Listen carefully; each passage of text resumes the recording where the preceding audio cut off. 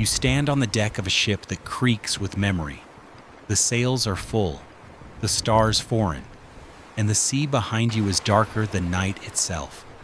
Somewhere ahead, across waters no chart dares name, the wind whispers of a world untouched, of rivers unclaimed, of forests unscribed. The others sleep below, but you stay here, watching, waiting. You think, this could be it, the edge of the world, the place no mapmaker dared imagine. But that's not where this story begins. The bells haven't rung yet. The gates haven't shut. The torches are still lit in the courts of France, and in a cold stone chamber, an order is being signed, one that will ripple through centuries and across oceans. To understand why a fleet would vanish without a trace, why its sails would carry secrets beyond the reach of any crown, we must return to the moment silence was first forced upon them. The forge is still, the ink is drying, and somewhere a ship waits, moored not to wood or dock, but to destiny. Welcome, friend. Tonight we walk with those who were never meant to be remembered. If this is your kind of story, you might tap that follow button, but only if your heart leans toward the hidden, the haunted, and the half-true. Feel free to share where you're listening from. I read everyone. Now dim the lights. Let the soft hum of the sea settle around you, and breathe with the tide. Let's begin. The story begins not with a clash of swords, but with the quiet, rhythmic scratching of a quill on parchment.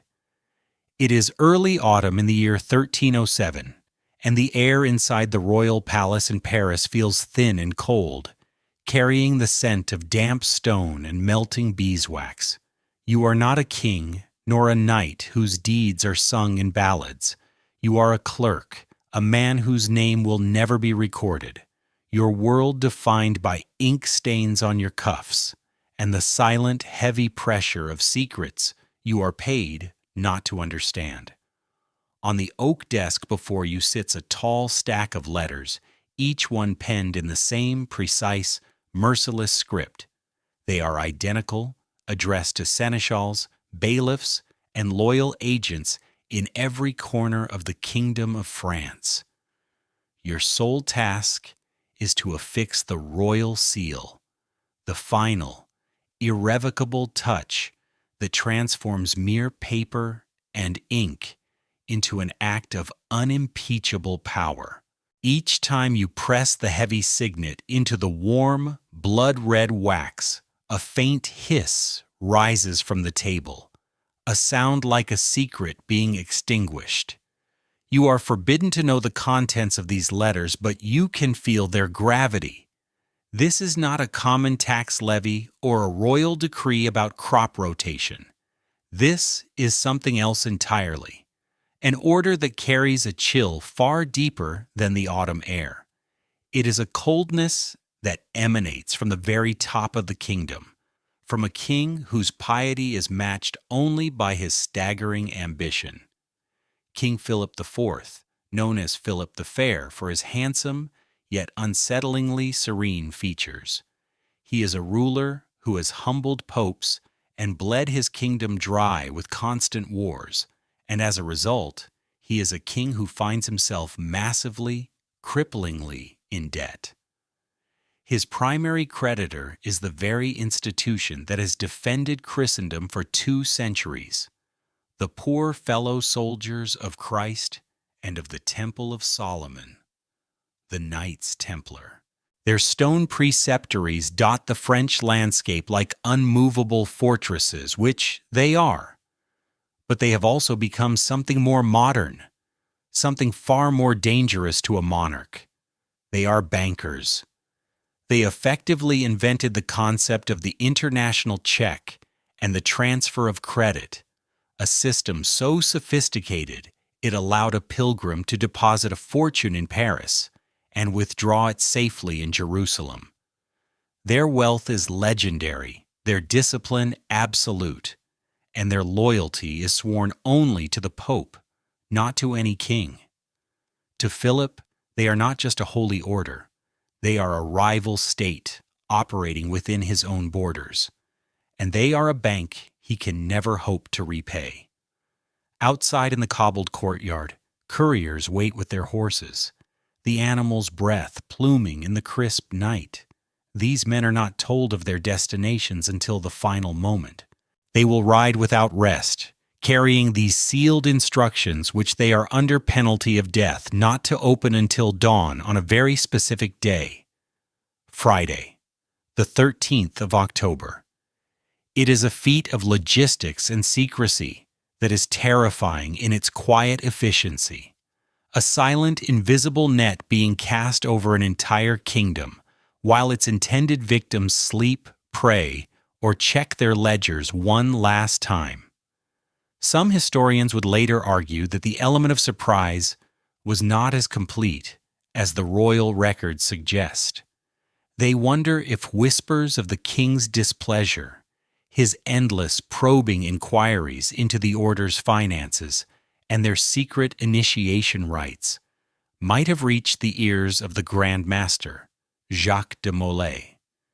You can almost picture him now, across the city in the Paris Temple, a grand, sprawling complex of chapels, towers, and administrative halls.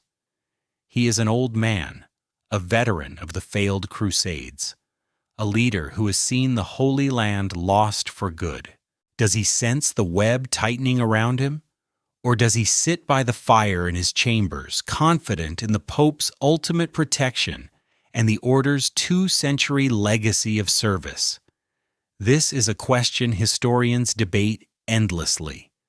Was he naive, blinded by tradition, and unable to fathom such betrayal? Or was he paralyzed, aware of the danger but powerless to stop the vast machinery of a kingdom turning against him? You can't help but wonder which fate is more tragic, to see the blow coming and be unable to stop it, or to be struck down in your own home by your own king in blissful ignorance.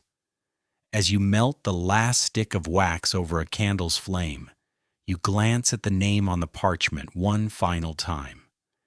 It is not addressed to a single man, but to an abstract power, the Templars. The word itself feels ancient, heavy with the weight of sacrifice and blood spilled in the unforgiving desert sun. Tonight, under the cold gaze of the French crown, it is just a name on a list. When the sun rises on that Friday, the net will be pulled. It will not be a battle. There will be no clash of steel on steel, no heroic last stand. It will be the sudden, splintering sound of 100 heavy doors being kicked in at once. It will be the quiet, methodical arrest of men in their beds, men at morning prayer, men who believed they were untouchable. And for every knight led away in chains, a crate of documents will be seized: ledgers, charters, maps, letters.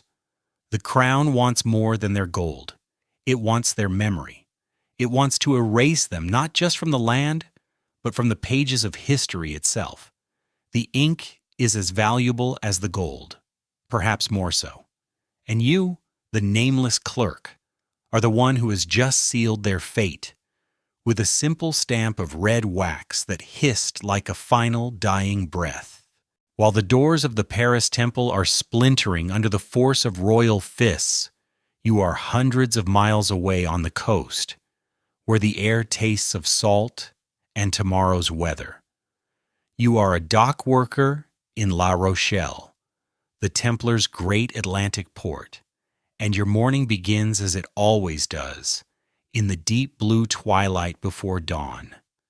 You rise from your cot, the floorboards cold beneath your feet, and pull on your rough-spun tunic. The routine is a comfort, a rhythm as steady as the tides, a mouthful of stale bread, a pull of water from the bucket, and then out into the damp, clinging fog that rolls in from the sea. The gulls are already crying, their calls echoing strangely in the muffled air. But as you walk toward the harbor, a silence begins to press in on you. It's a kind of quiet you are not used to. First, you notice the absence of the bell. The Templar chapel, which sits overlooking their fortified docks, should be ringing for matins, the first prayers of the day. Its clear, sharp tone is the town's unofficial clock, but today there is nothing. The bell tower is a dark silhouette against the slowly lightening sky, a silent watchman. Then you notice the other missing sounds. There is no rhythmic clang of a hammer from the Templars' forge, where their blacksmiths would already be at work, repairing anchors and forging fittings. There are no shouts of foremen, no rumble of carts bringing supplies to the ships. The entire quarter of the city belonging to the order is unnervingly still. You quicken your pace, a knot of unease tightening in your stomach. The fog is beginning to thin as the sun asserts its presence, and through the swirling gray tendrils, you see it. Or rather, you don't see it. The Templar docks. Yesterday they were a forest of masts, a web of thick rigging that climbed into the sky. Sturdy cogs and swift galleys, ships built to carry pilgrims, treasure, and war horses, were moored 3 deep. It was the heart of La Rochelle's power, a symbol of the order's reach across the waves. Today, the docks are bare. The berths are empty. Mooring ropes lie in neat, thick coils on the stone quays, as if left by ghosts. There is no sign of a hurried departure, no dropped crates or forgotten tools. It is an absence so total, so clean, it feels deliberate and profound. The entire fleet is gone. Later that morning, the king's men arrive. They thunder into the city on tired horses, their faces grim with the importance of their mission. They carry the same sealed orders that were opened at dawn all across France. They have come to seize the most valuable prize on the Atlantic coast, the Templar fleet.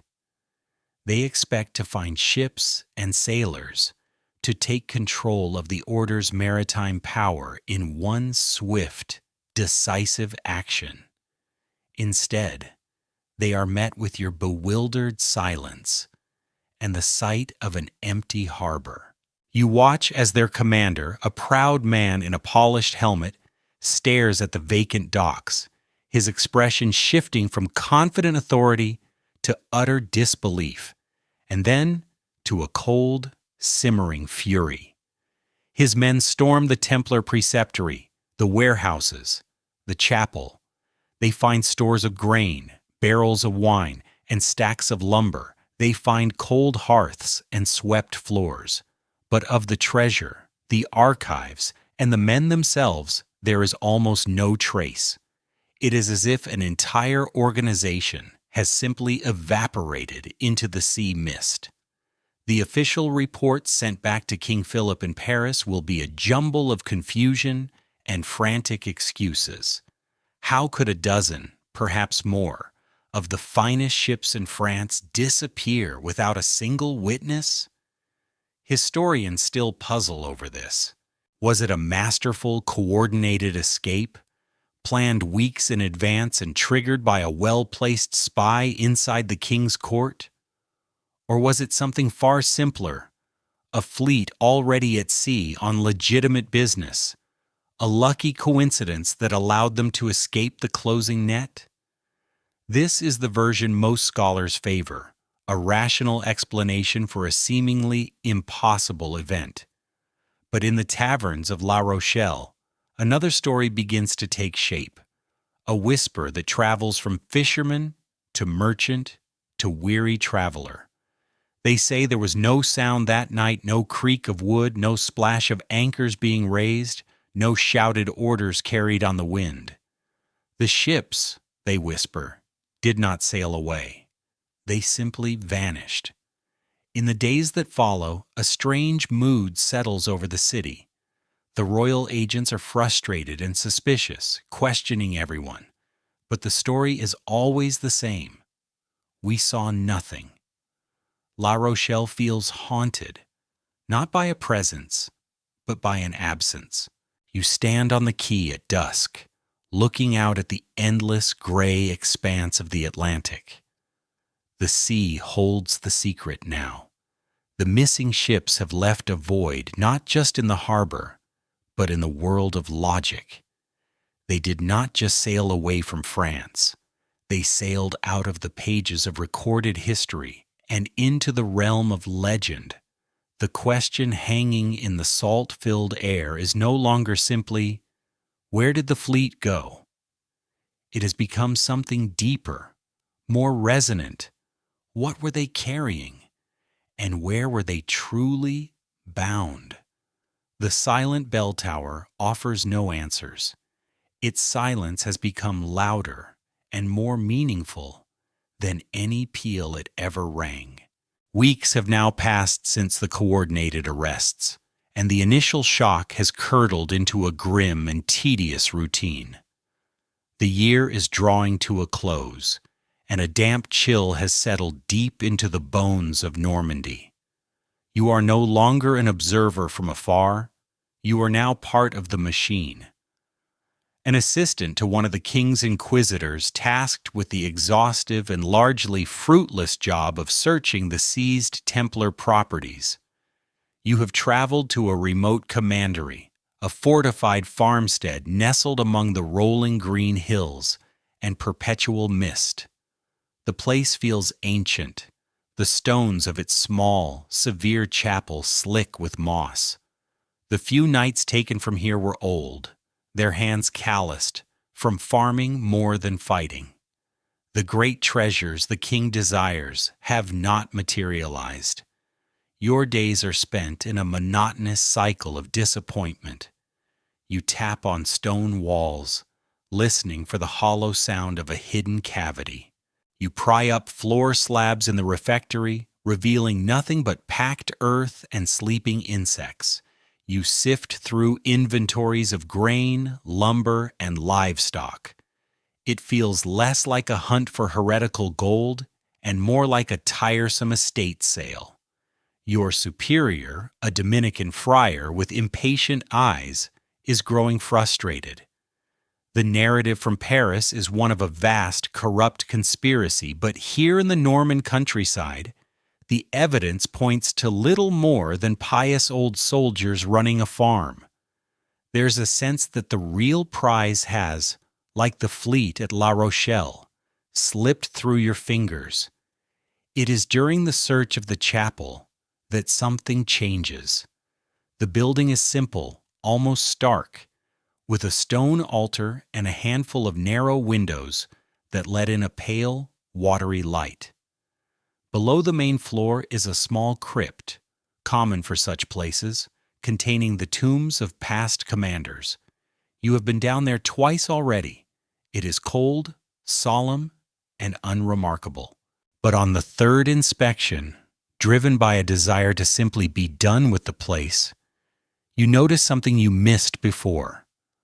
One of the large stone sarcophagi in the crypt is not flush against the wall like the others.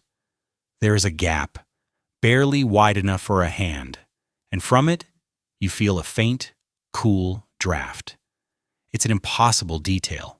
The crypt is sealed, buried in the earth. There should be no draft. Calling over the friar, you put your shoulders to the heavy stone lid. With a groaning scrape that echoes in the small space, it shifts, and then it slides, revealing not a tomb, but a dark, narrow opening. A set of stone steps spirals down into a darkness that feels absolute, a blackness that seems to drink the light from your torch. A wave of air rushes up to meet you, and it doesn't smell of death or decay. It smells of dry dust, of ozone, and something else. A faint, spicy, aromatic scent like myrrh or ancient wood. It is the scent of a place that has been sealed for centuries, a place much older than the chapel built on top of it. You descend, your torchlight pushing back shadows that seem to cling to the curved walls like cobwebs. The staircase opens into a circular chamber, its walls carved with symbols that make the friar beside you draw a sharp, troubled breath. There are crosses, yes, but they are intertwined with geometric patterns you do not recognize. There are constellations mapped on the ceiling, but the arrangement of the stars is subtly wrong, alien, and there are figures etched into the stone, slender and elongated, neither angels nor demons, but something other. In the center of the room, there is no pile of gold, no jeweled chalice. There is only a single massive block of dark, polished stone, an empty pedestal. Whatever it was built to hold is gone. You run a hand over its surface. It is cool and impossibly smooth. There is an indentation on top, a clear outline of the object that once rested here. It was rectangular, the size of a large chest, but there are other, more curious markings, as if what it held was not a simple box. The king's interrogators, in their hunt for heresy, have been forcing confessions from captive knights. They speak of lurid rituals, of spitting on the cross, of worshipping a gilded head they call Baphomet. Standing in this secret, silent room, you realize the official story is both a lie and a pale imitation of a much deeper truth. Historians will later dismiss the charge of Baphomet worship as cynical propaganda, a convenient fiction to justify the king's avarice. But what if that fiction was just a clumsy attempt to describe a truth they couldn't possibly comprehend? What if the Templars weren't hiding heresy, but history itself? A different version of the story, one that didn't begin in Rome or even Jerusalem. The emptiness of this room is more damning than any treasure would have been. It is proof. They were not just soldiers, not just bankers. They were guardians, and they took their secret with them. You climb back up the stairs, leaving the ancient dark behind. When you step back into the crypt, the world above feels thin, a flimsy stage built over something real and profound. The search for gold and heretics suddenly seems like a child's game. The true quarry was never the men or their ships. It was what they carried. The real question is no longer where the Templars have gone, but what sacred or profane object they took from this pedestal and carried into the mists of the unknown. The sea does not keep bodies, but it keeps whispers. You are on the deck of a ship now, and the world has been reduced to three simple things: the groaning timber beneath your feet, the vast, star-dusted canopy above, and the endless black water all around. It has been days since you last saw the coast of France, a faint, receding line that was swallowed by the horizon and then by memory. There's a new kind of silence out here, one that has replaced the frantic, fearful quiet of the land. It is the deep, rhythmic silence of the ocean, a sound of immense and constant motion. The wind is cold and clean in your lungs, tasting only of salt. It feels like the first clean breath you have taken in months. The ship you are on is one of several, a ghost fleet moving through the night. No lanterns are lit. The sails are dyed a dark, dusky color to blend with the night sea, catching the faint starlight like the wings of a moth. You and your brothers move about the deck with the quiet economy of men who have lived a life of discipline. There are no loud orders shouted against the wind. The ship's master, an old Templar with eyes the color of the sea itself, navigates not just with his charts, but with an instinct you have come to trust completely. He reads the swell of the waves, the scent of the air, the patterns of the stars. This is not a panicked flight. It is a planned and orderly exodus, a tactical retreat on a scale no one could have anticipated. Below deck, the ship is heavy with its cargo. There are barrels of fresh water and salted fish, crates of tools, and the weapons and armor of the men on board. But there is another cargo, something far heavier. In the hold, lashed down and protected, are the chests. Not chests of gold and silver, though there is some of that, but chests filled with the Order's true wealth, its archives.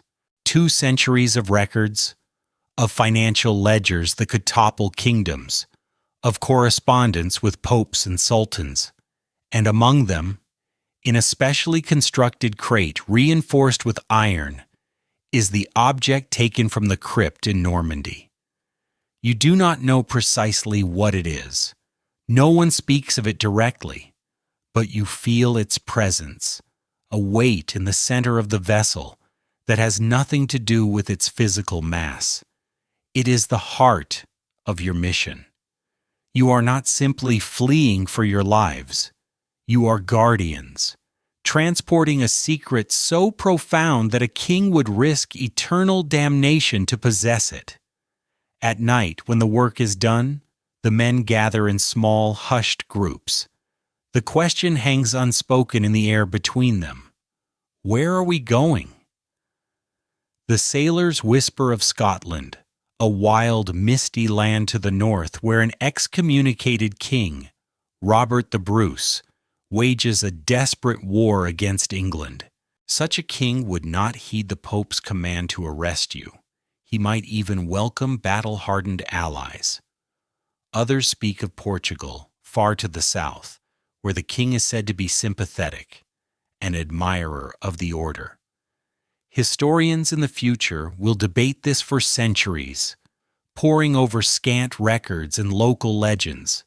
They will assume you are sailing for a specific friendly port, a logical destination. They will not understand that your first destination is not a place, but a condition: to become invisible, to disappear so completely that the nets of the French king and the Roman Church can find nothing to catch. One night, you are startled by a hand on your shoulder. The ship's master points to the horizon, a tiny flicker of light, a fishing vessel, or perhaps a merchant cog straying from the common sea lanes. A tense silence falls over your ship. Every man freezes. The helmsman makes a slight, almost imperceptible adjustment to the tiller. Your great ship, laden with its secrets, glides through the water like a phantom, passing the distant light in utter silence. You hold your breath, listening to the creak of your own ship's timbers, praying the sound does not carry across the water. The moment stretches on, and then you are past, swallowed once more by the darkness. You have not been seen. The incident is a stark reminder of your new reality. You are no longer the powerful Knights Templar, masters of land and sea. You are shadows, hunted men whose only ally is the vast, concealing darkness of the ocean. You look up at the stars again. They are the same stars that shone down on your preceptory in France, the same stars that guided you in the Holy Land. They are the only map you can truly trust now. You have left everything behind: your home, your name, many of your brothers. The order, as the world knew it, has been shattered. But as the ship rises and falls on the steady swell of the deep ocean, you know that something essential remains. The body may be broken, but the purpose endures. You are a guardian still, and your journey has only just begun. You find yourself back on the coast of France, in a small, salt-scoured fishing village a day's ride from La Rochelle. It has been over a month since the fleet vanished. The king's men are still a common sight, a plague of grim-faced agents who have turned every tavern into a nest of suspicion. They ask the same questions over and over, their frustration mounting with every non-answer.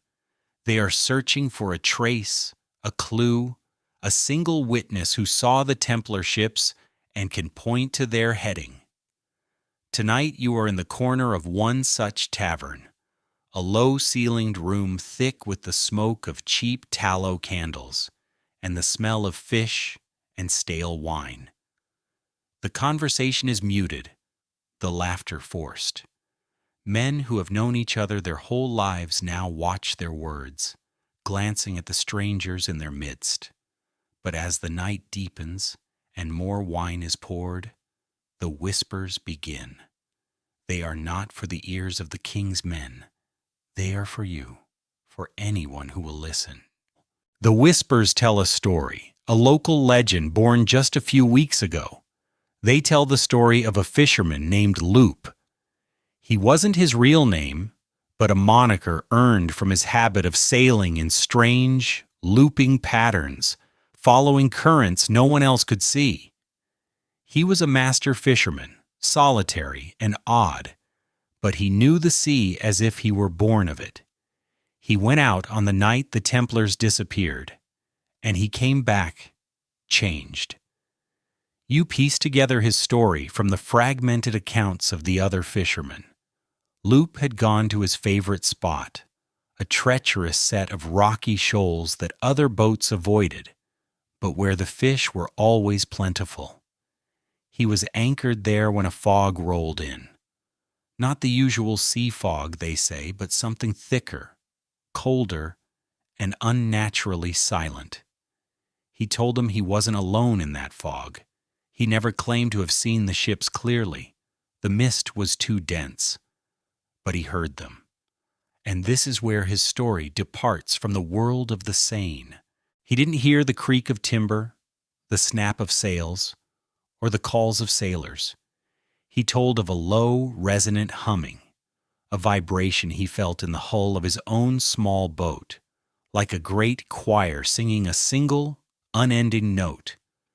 The details become stranger, more fragmented. He spoke of seeing shapes in the fog, vast shadows that seemed to hold the wind without sails. He swore the ships were moving against the tide, a feat that should have been impossible for such large vessels without a full crew of oarsmen. Yet there was no sound of oars. But the detail that truly broke him, the one he would repeat over and over to anyone who would listen, was about the water itself. He looked over the side of his boat as one of the great shadows passed nearby. He looked for its wake, the churn of white water that a ship of that size must leave behind. There was nothing. The sea's surface remained as smooth and dark as glass. The ships, he said, left no trace. They passed through the water without disturbing it, as if they were not truly there at all. When the strange fog finally lifted with the dawn, the sea was empty. Loop hauled his anchor and returned to port. The men who met him at the dock claim his hair, once the color of dark sand, had turned stark white. He did not speak of his catch. He stumbled off his boat, leaving his nets and lines where they lay. He walked to his small hut, and the next day sold his boat for a handful of coins. He has not set foot on the water since. Now he just sits on the shingle beach staring out at the horizon. He no longer speaks in full sentences, only in muttered phrases about the silent fleet, the ships that cast no shadow, and the star that drowned. The trace that never returned was not just the fleet's wake. It was a piece of Loop's own mind. The king's inquisitors interrogated him, of course. They wrote him off in their official reports as a madman, an unreliable witness whose mind was addled by cheap wine and the loneliness of the sea. It was a neat and tidy explanation. But here in the tavern, the fishermen shake their heads. They knew Loop. They believe he saw something true, something the human mind was not meant to process.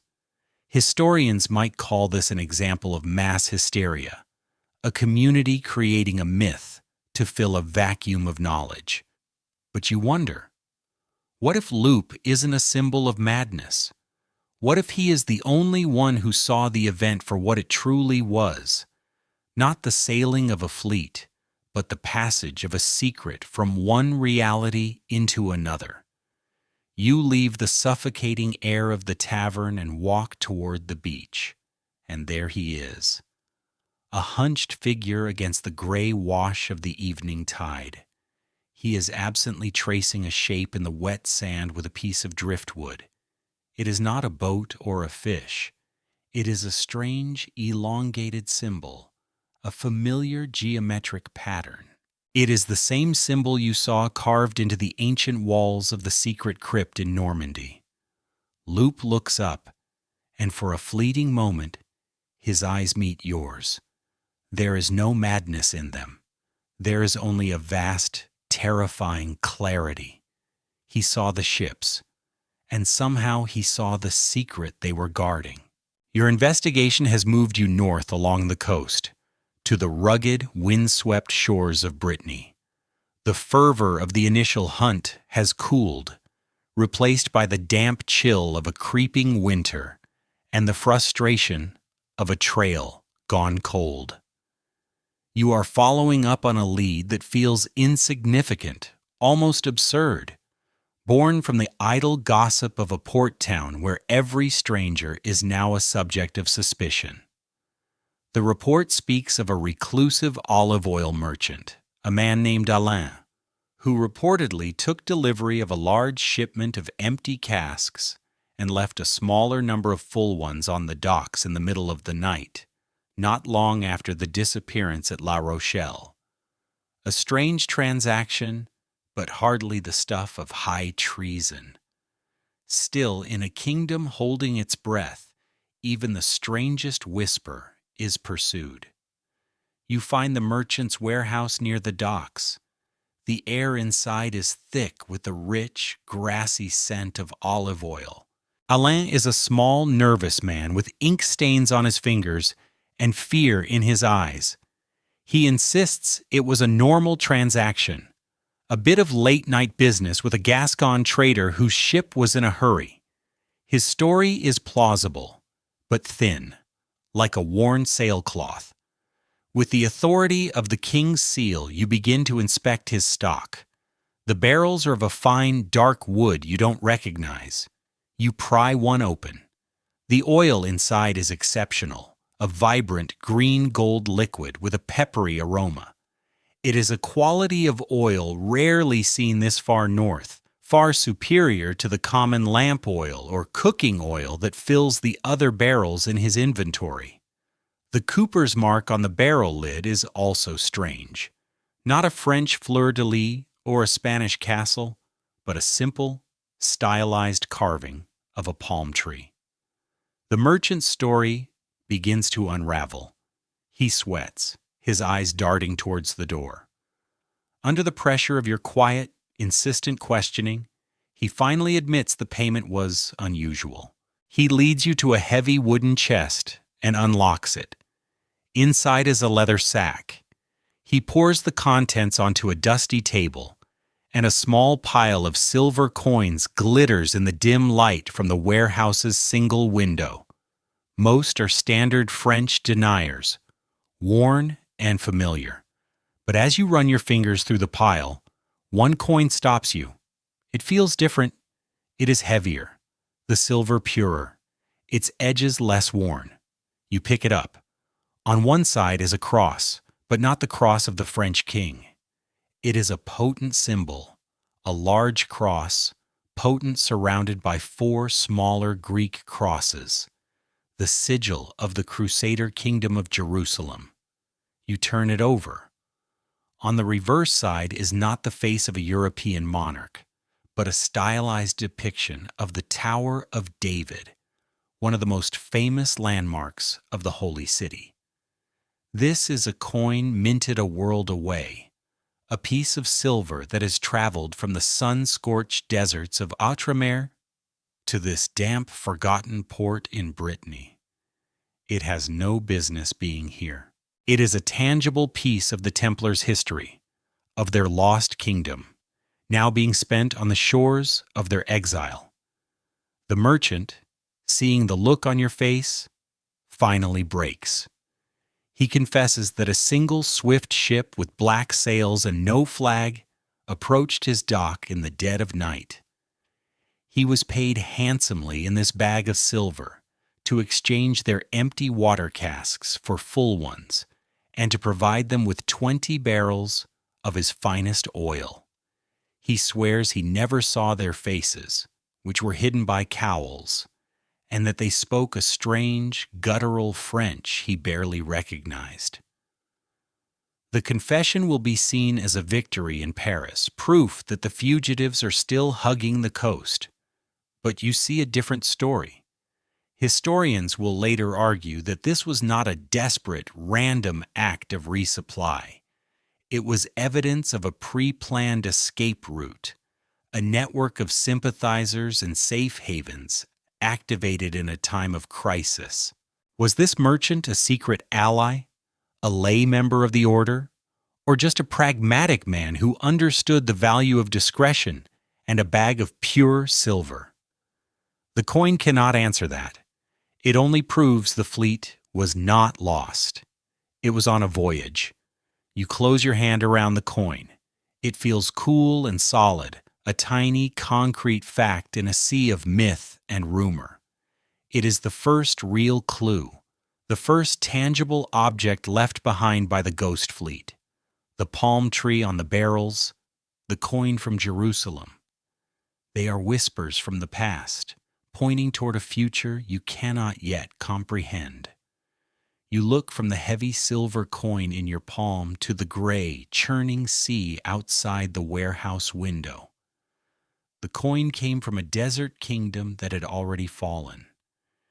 You realize with a sudden chill that the men who spent it were not just fleeing a vengeful king. They were sailing away from a world that was ending, perhaps towards a new one that was yet to be born. The coin is no longer just a piece of evidence. It feels like a prophecy, held in the palm of your hand. You are in the heart of the fleet, on the lead ship, standing watch outside the captain's cabin. A storm, which has been threatening for days, has finally broken upon you. The sea is a chaos of churning black water and collapsing mountains of foam. The ship groans under the assault, its timbers screaming as it is lifted on the crest of a wave and then dropped into a trough with a shudder that you feel in your teeth. The masters of the other ships in your small fleet have made the perilous crossing by longboat and are now meeting with your commander. The mood, like the sea, is dark and violent. Through the cabin's small, salt-streaked window, you can see them hunched over a large table. Spread across it, held down by heavy stones, are the Portolan charts. These are the pinnacle of modern navigation, maps of vellum crisscrossed with a spiderweb of rum lines, their coastlines drawn with remarkable accuracy. But tonight, they offer no comfort. The storm has blown you far off your intended course. According to the charts, you are in a treacherous position, in danger of being driven north onto the rocky, hostile shores of Ireland, or worse, pushed southwest into the vast, empty expanse of the Atlantic, a region sailors call the Sea of Shadows. You see the grim faces of the captains in the flickering lantern light. They are master mariners, but they are facing a force beyond their control. Then, the commander of your fleet, the old knight with the sea-gray eyes, does something unexpected. He rolls up the Portoland charts with a slow, deliberate motion, as if dismissing them as irrelevant. He turns to a small, iron-bound sea chest in the corner, a chest you have never seen him open before. He produces a key he wears on a leather cord around his neck and unlocks it. He reaches inside and pulls out a bundle wrapped in layers of worn oilcloth and dark, cracked leather. He places the bundle on the center of the table and begins to unwrap it, his movements as careful and reverent as a priest preparing for Mass. What he reveals is not a map of paper or parchment. It is the carapace of a giant sea turtle, the upper shell, polished to a dark, lustrous sheen by what must be centuries of handling. It is ancient. The inside of the shell has been scraped perfectly smooth and is covered in an impossibly complex network of lines and symbols, etched deep into the bone. You stare, mesmerized. The lines do not seem to represent coastlines, but flow in swirling patterns like depictions of wind and ocean currents. The symbols are not cities or ports, they are star patterns, some of which you recognize from the secret crypt, and strange geometric shapes that seem to pulse with a life of their own in the swaying lamplight. The commander does not look at it with his eyes. He closes them, and with a deep breath he places the fingertips of his right hand upon the shell's surface. He begins to trace the carved lines, his touch as light as a feather, his expression one of intense concentration. It is as if he is reading a language, not of sight, but of touch and spirit. You hear him murmur, his voice a low hum beneath the roar of the storm. He is not speaking the names of ports, but of feelings, of currents. The serpent's path is angry, he whispers.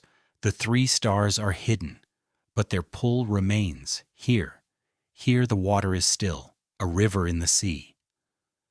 No one speaks. The other captains watch in utter silent awe.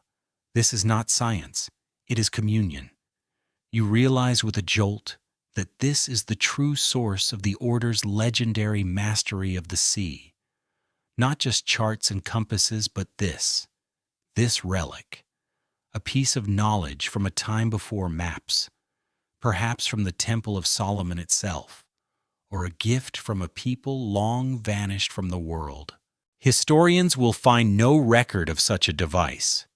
They will assume the Templars navigated by conventional means, attributing their impossible voyages to skill and phenomenal luck.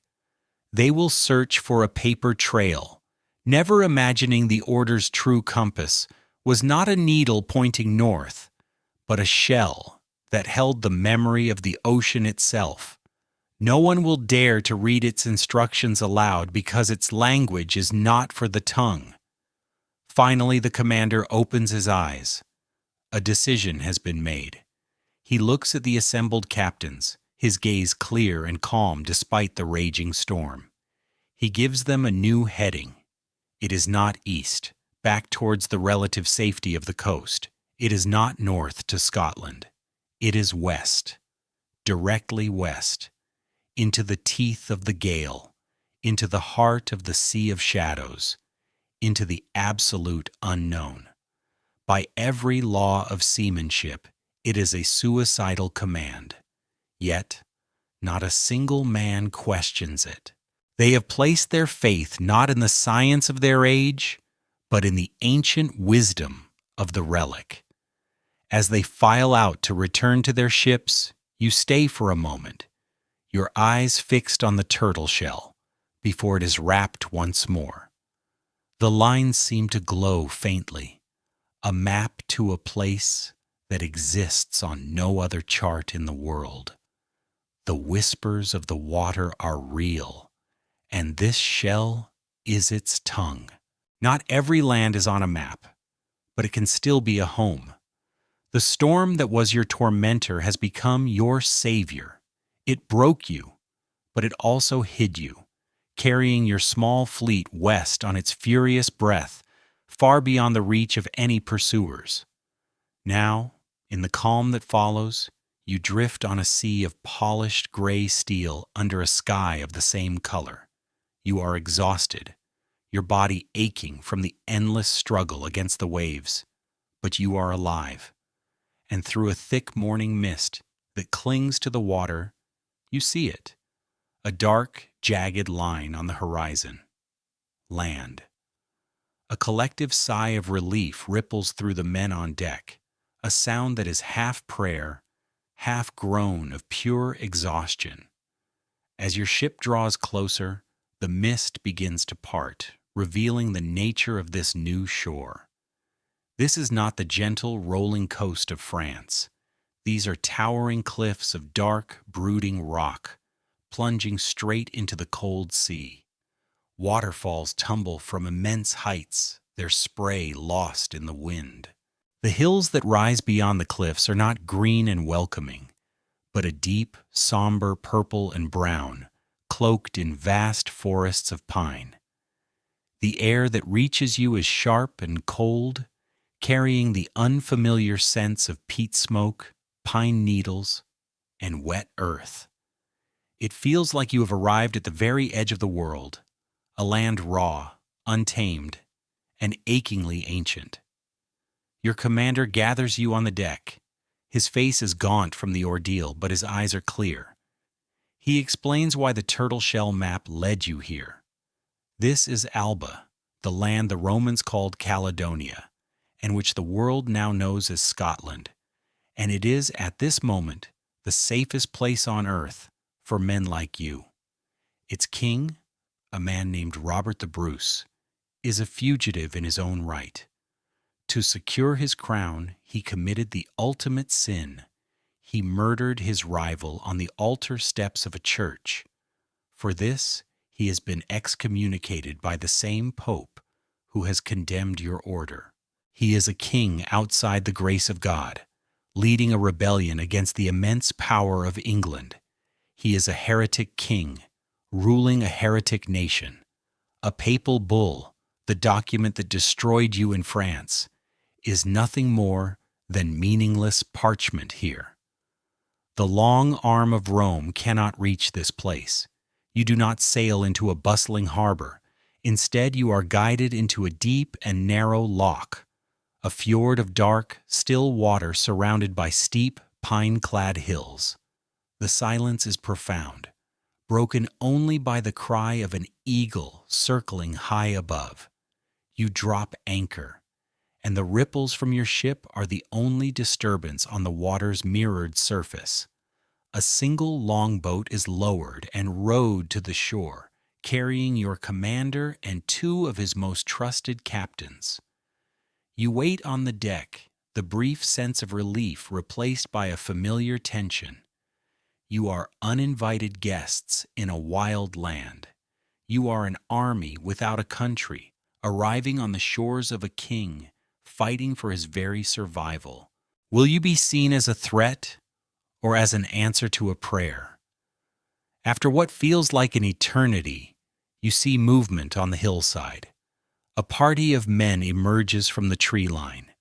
They are not knights in polished steel, but tall, rugged warriors wrapped in tartan plaids of dark green and blue. They carry long spears, round shields, and heavy axes slung over their shoulders. They move with a lithe, predatory grace, perfectly at home in this harsh landscape. They meet your commander on the stony shore. You are too far away to hear their words, but you watch the exchange. There are no grand speeches, no elaborate courtesies. It is a quiet, pragmatic meeting between the leaders of two broken, desperate armies. One has lost its kingdom. The other is trying to win one back. The history books, you realize, will say nothing of this moment. They will record the improbable, almost miraculous resurgence of Robert the Bruce.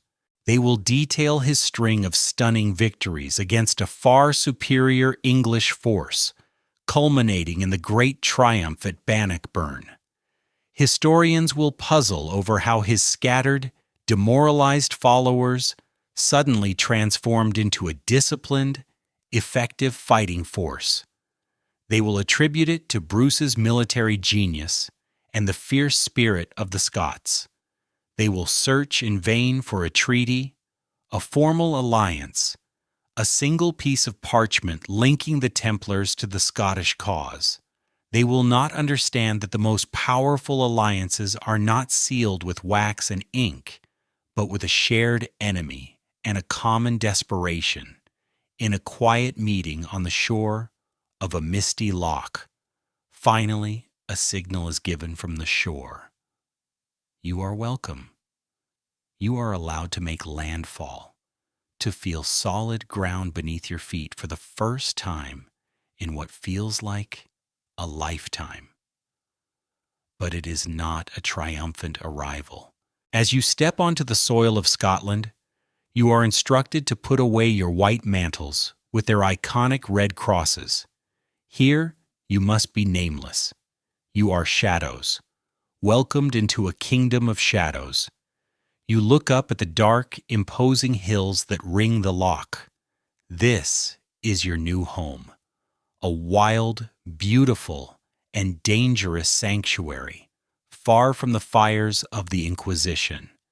It is not on your enemies' maps. For now, that is enough. A year has passed. The raw, desperate edge of your arrival has softened into a quiet, watchful rhythm. You have survived a Scottish winter, a season of biting winds and deep snows that seemed determined to test your resolve, and you have emerged harder, leaner, and more deeply woven into the fabric of this wild land. You are no longer just a guest. You are an asset, a shadow army, lending its discipline and experience to the Bruce's cause in small, unrecorded skirmishes. Today, you are traveling deep into the Highlands, on a journey that takes you far from the inhabited glens and coastal towns, following a path that is not marked on any map. You ride through a landscape of breathtaking and intimidating beauty, past dark lochs that mirror the gray sky, and over hillsides ablaze with purple heather. You arrive at your destination, a hidden valley, a small pocket of green shielded on all sides by steep granite hills and masked by the perpetual mist of a cascading waterfall.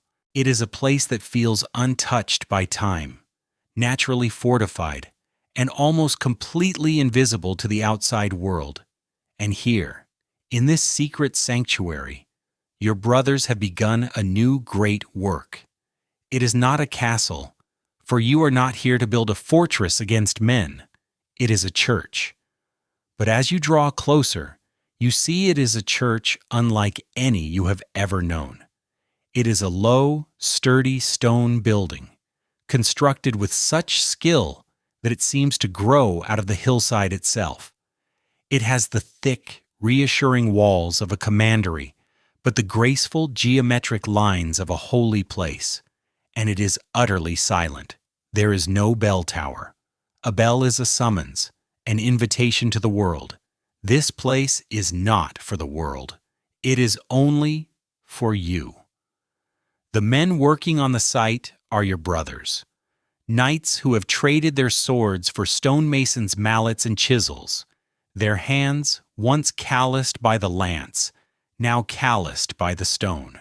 They work with a quiet, focused intensity, a shared purpose that needs no words. Near the unfinished entrance, a single old knight sits on a large boulder, a heavy cloak drawn around him. He does not work. He simply watches, his gaze missing nothing. He is the guardian, the ever-present gatekeeper. His stillness is a reminder that this is not merely a construction site. It is a protected space, a place where one world ends and another begins. You step through the archway into the interior, and the sight makes you stop in your tracks. The air inside is cool and smells of freshly cut stone and damp earth. The work is far from finished, but the vision is already clear. The architecture is a breathtaking departure from the Gothic cathedrals of France. The support pillars are not simple columns. They are carved to resemble a forest of ancient trees, their stone branches interlocking high above to form the vaulted ceiling. The walls are a riot of carvings, a visual library of your order's secret heart. There are biblical scenes, yes, but next to an apostle, you see the unmistakable face of the Green Man, the pagan spirit of the woods. On another panel, the geometric patterns from the turtle shell map are etched deep into the stone. And high on a capital, you see a constellation you last saw in the hidden crypt in Normandy. It is a fusion of everything you are: Christian knight, mystic, geometer, and now a child of this wild, ancient land. You run your hand over a pillar carved to look like the trunk of a great oak. This is not a house of God as the Pope in Rome would define it, you realize. This is a library of stone, a permanent vessel for all the knowledge you carried in fragile chests and memories.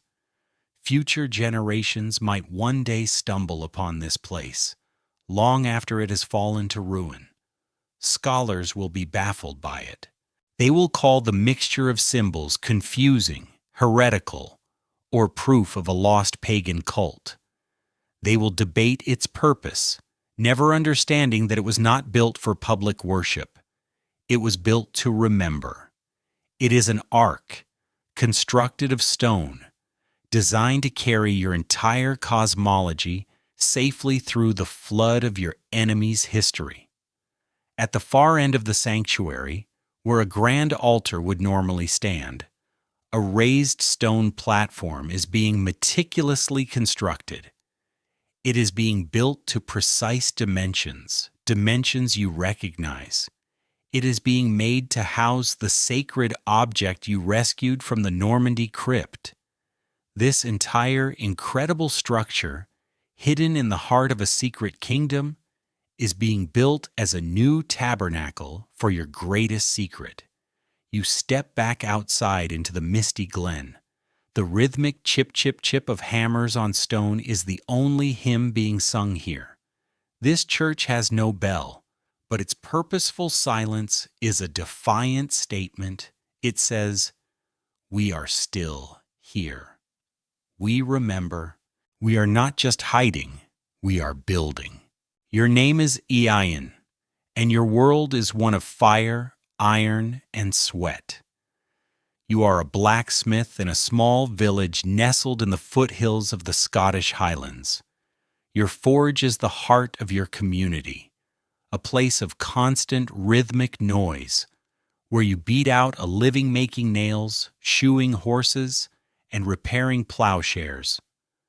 Your craft is an old one, your skills passed down from your father and his father before him. It is a good life, a simple life, defined by the solid, reassuring presence of your anvil and the heat of the coals. In recent months, however, a new element has entered your world. The quiet, disciplined foreigners the villagers call the Silent Brothers. They appeared with the spring thaws, paying for supplies with silver coins that are strangely pure, and trading for wool and grain with a quiet courtesy that unnerves some. They keep to themselves, living in a secluded glen a few miles from your village, but occasionally they need the services of your forge. One day, a small group of them comes to you with a broken cart axle. While you work, heating and hammering the iron back into shape, one of them watches you with a startling intensity. He is an older man, his face a mask of old scars, and his hands thick and powerful, despite his age. He does not speak your Gaelic, but when you are finished, he steps forward and, using gestures, shows you a different way to hold the tongs, a subtle shift in the angle of your hammer blow. He then takes a piece of scrap iron, heats it, and with a few impossibly swift and precise movements, forges it into a perfect, flawless nail, its head perfectly symmetrical. You, a master of your own forge, are left speechless. You are an apprentice in the presence of a true master. The old smith points to your anvil, running a calloused finger over a deep crack near its horn. He shakes his head slightly, a gesture not of criticism, but of sympathy. A few weeks later, the silent brothers return. They are hauling a heavy object on a wooden sledge. It is a new anvil, and it is a masterpiece. It is larger than your old one. Forged from a single piece of steel so pure it rings with a clear, high note when you tap it. It is a gift, they communicate, in exchange for your continued service and your discretion. You are overwhelmed, knowing that such a tool is worth more than your entire forge. You begin to use the new anvil, and it transforms your work. The rebound is so perfect, it feels like the hammer is leaping back into your hand. The steel you shape seems to bend to your will more easily. Your work becomes finer, stronger. One evening, as you are cleaning the anvil, rubbing it down with oil to protect it from the damp highland air, your hand brushes against something on the side of its massive base. You look closer. In the dim, flickering light of the forge's dying embers, you see a faint, intricate pattern. It is not a maker's mark. It is an engraving, one that was clearly hammered into the iron with fine tools while it was still hot. It is a map. You lean in, your heart pounding. On the right side of the engraving, you can just make out the familiar, jagged coastline of Scotland and the islands that lie to the west. But then, across a wide, empty space, representing the great ocean, is another coastline. It is a vast, sprawling landmass, a continent that does not exist on any map you have ever seen. It is a world that lies to the west of everything, beyond the edge of all known charts. And on this impossible land, there are strange symbols, one of which looks like a serpent covered in feathers. It is a map of a dream. You stare at the secret held in the iron, your mind reeling. It is madness, a fantasy, a blacksmith's doodle of a world that cannot be. This is what anyone else would say.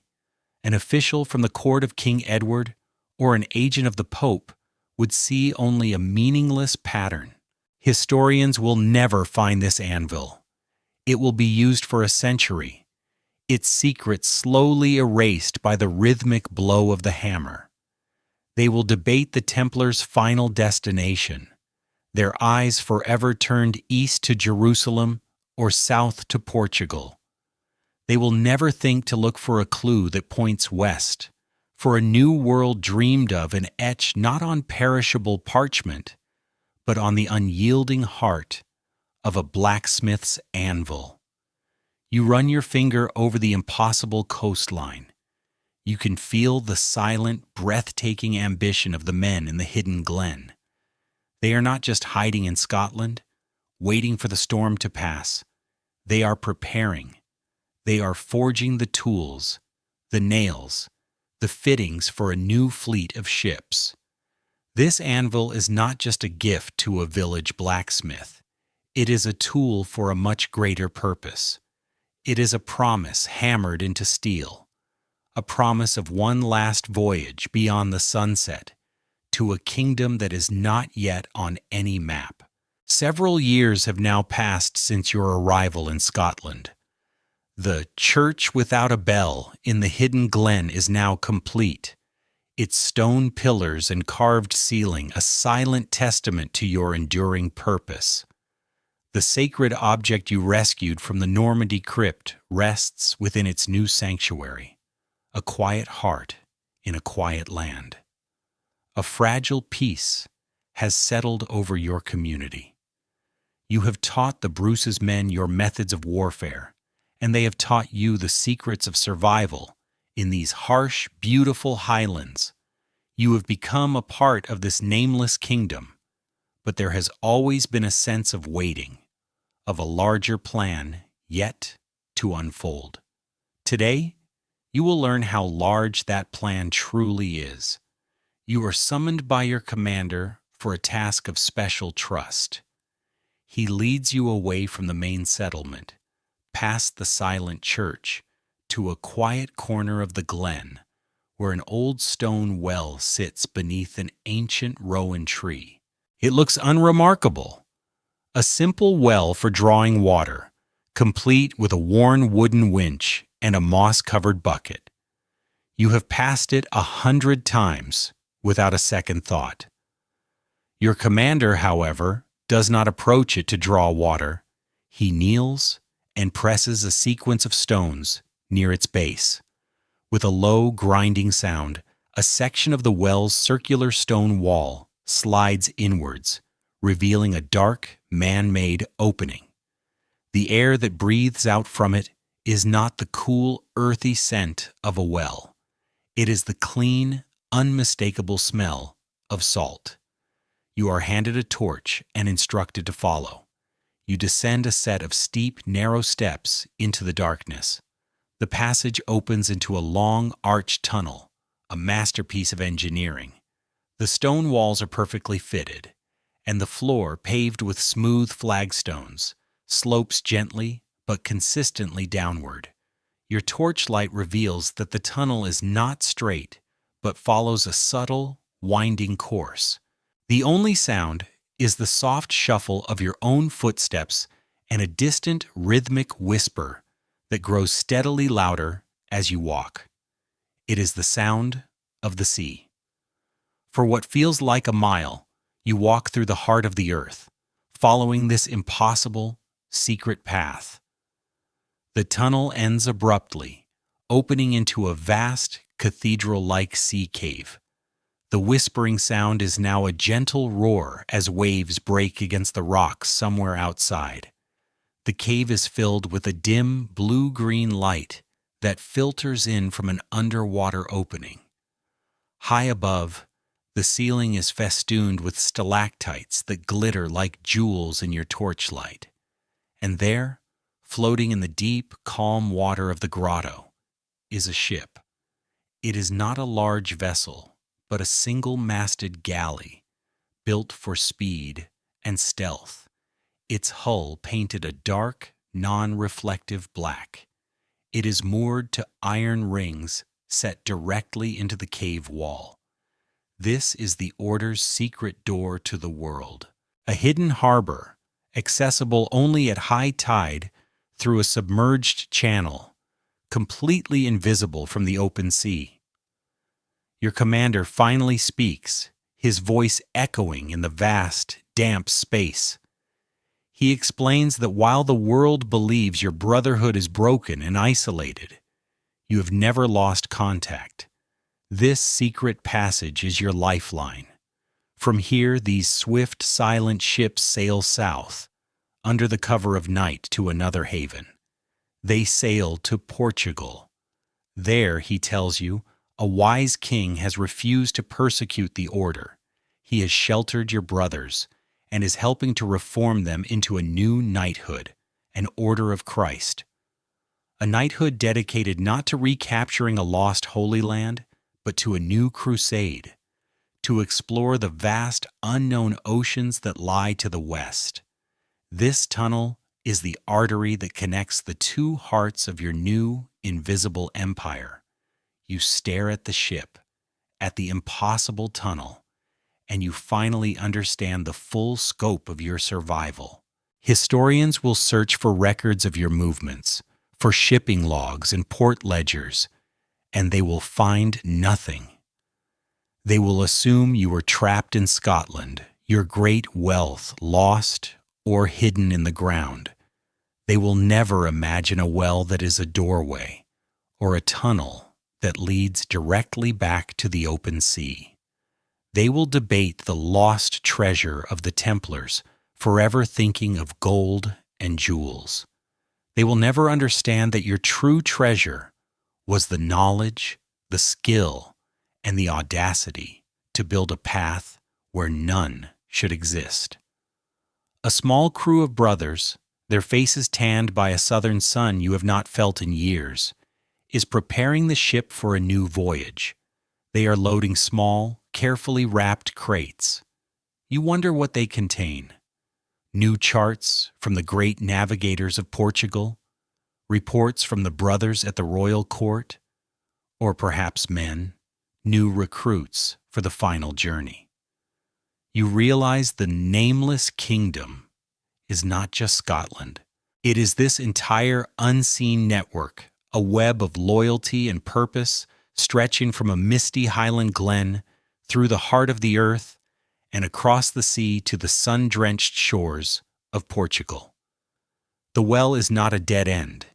It is a gateway, leading back to the sea and onward to a future that is waiting just over the horizon.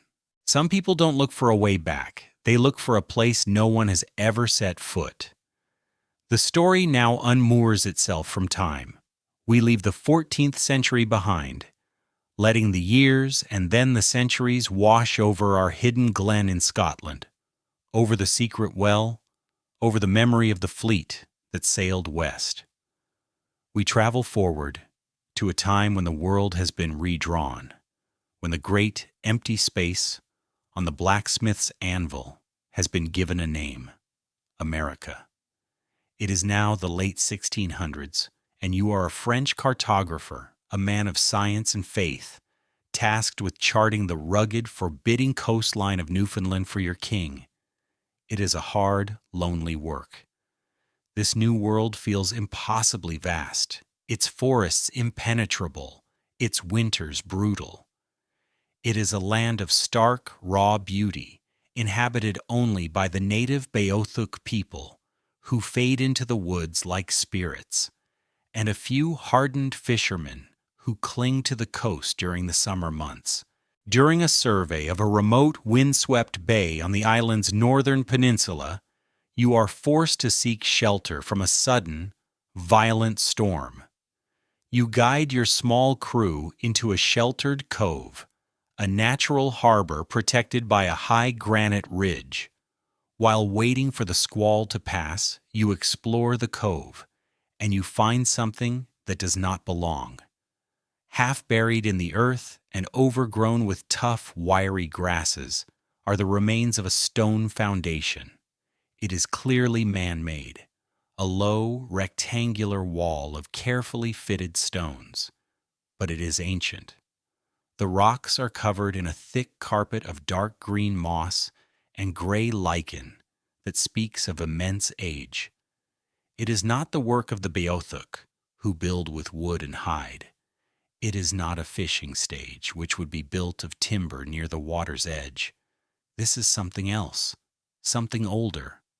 Near the foundation lies a single, large slab of flat gray stone, half tilted into the soil. It looks like it might have been a threshold or a lintel stone. Curious, you and one of your men use a pry bar to heave it into a more level position. As you clear away the accumulated centuries of moss and dirt, your breath catches in your throat. Carved deep into the stone's surface is a symbol. It is a cross. But it is not the simple Latin cross of your own faith. Its arms are narrow at the center and flare outwards into broad, flat ends. It is a croix pâtée, an iconic, unmistakable symbol that you have seen only in old books of heraldry and history. It is the cross of the Knights Templar. Your mind struggles to process the information. It is impossible. This symbol belongs to a disgraced order of knights, disbanded by the Pope over 300 years ago. It belongs in the old world, in the dusty crypts of France or the castles of the Holy Land. It has no business being here, on this side of the ocean, carved into a stone that is so weathered, so ancient that it must have been placed here long before Columbus was even born. You try to rationalize it. Could it have been carved by an early Basque or Portuguese fisherman?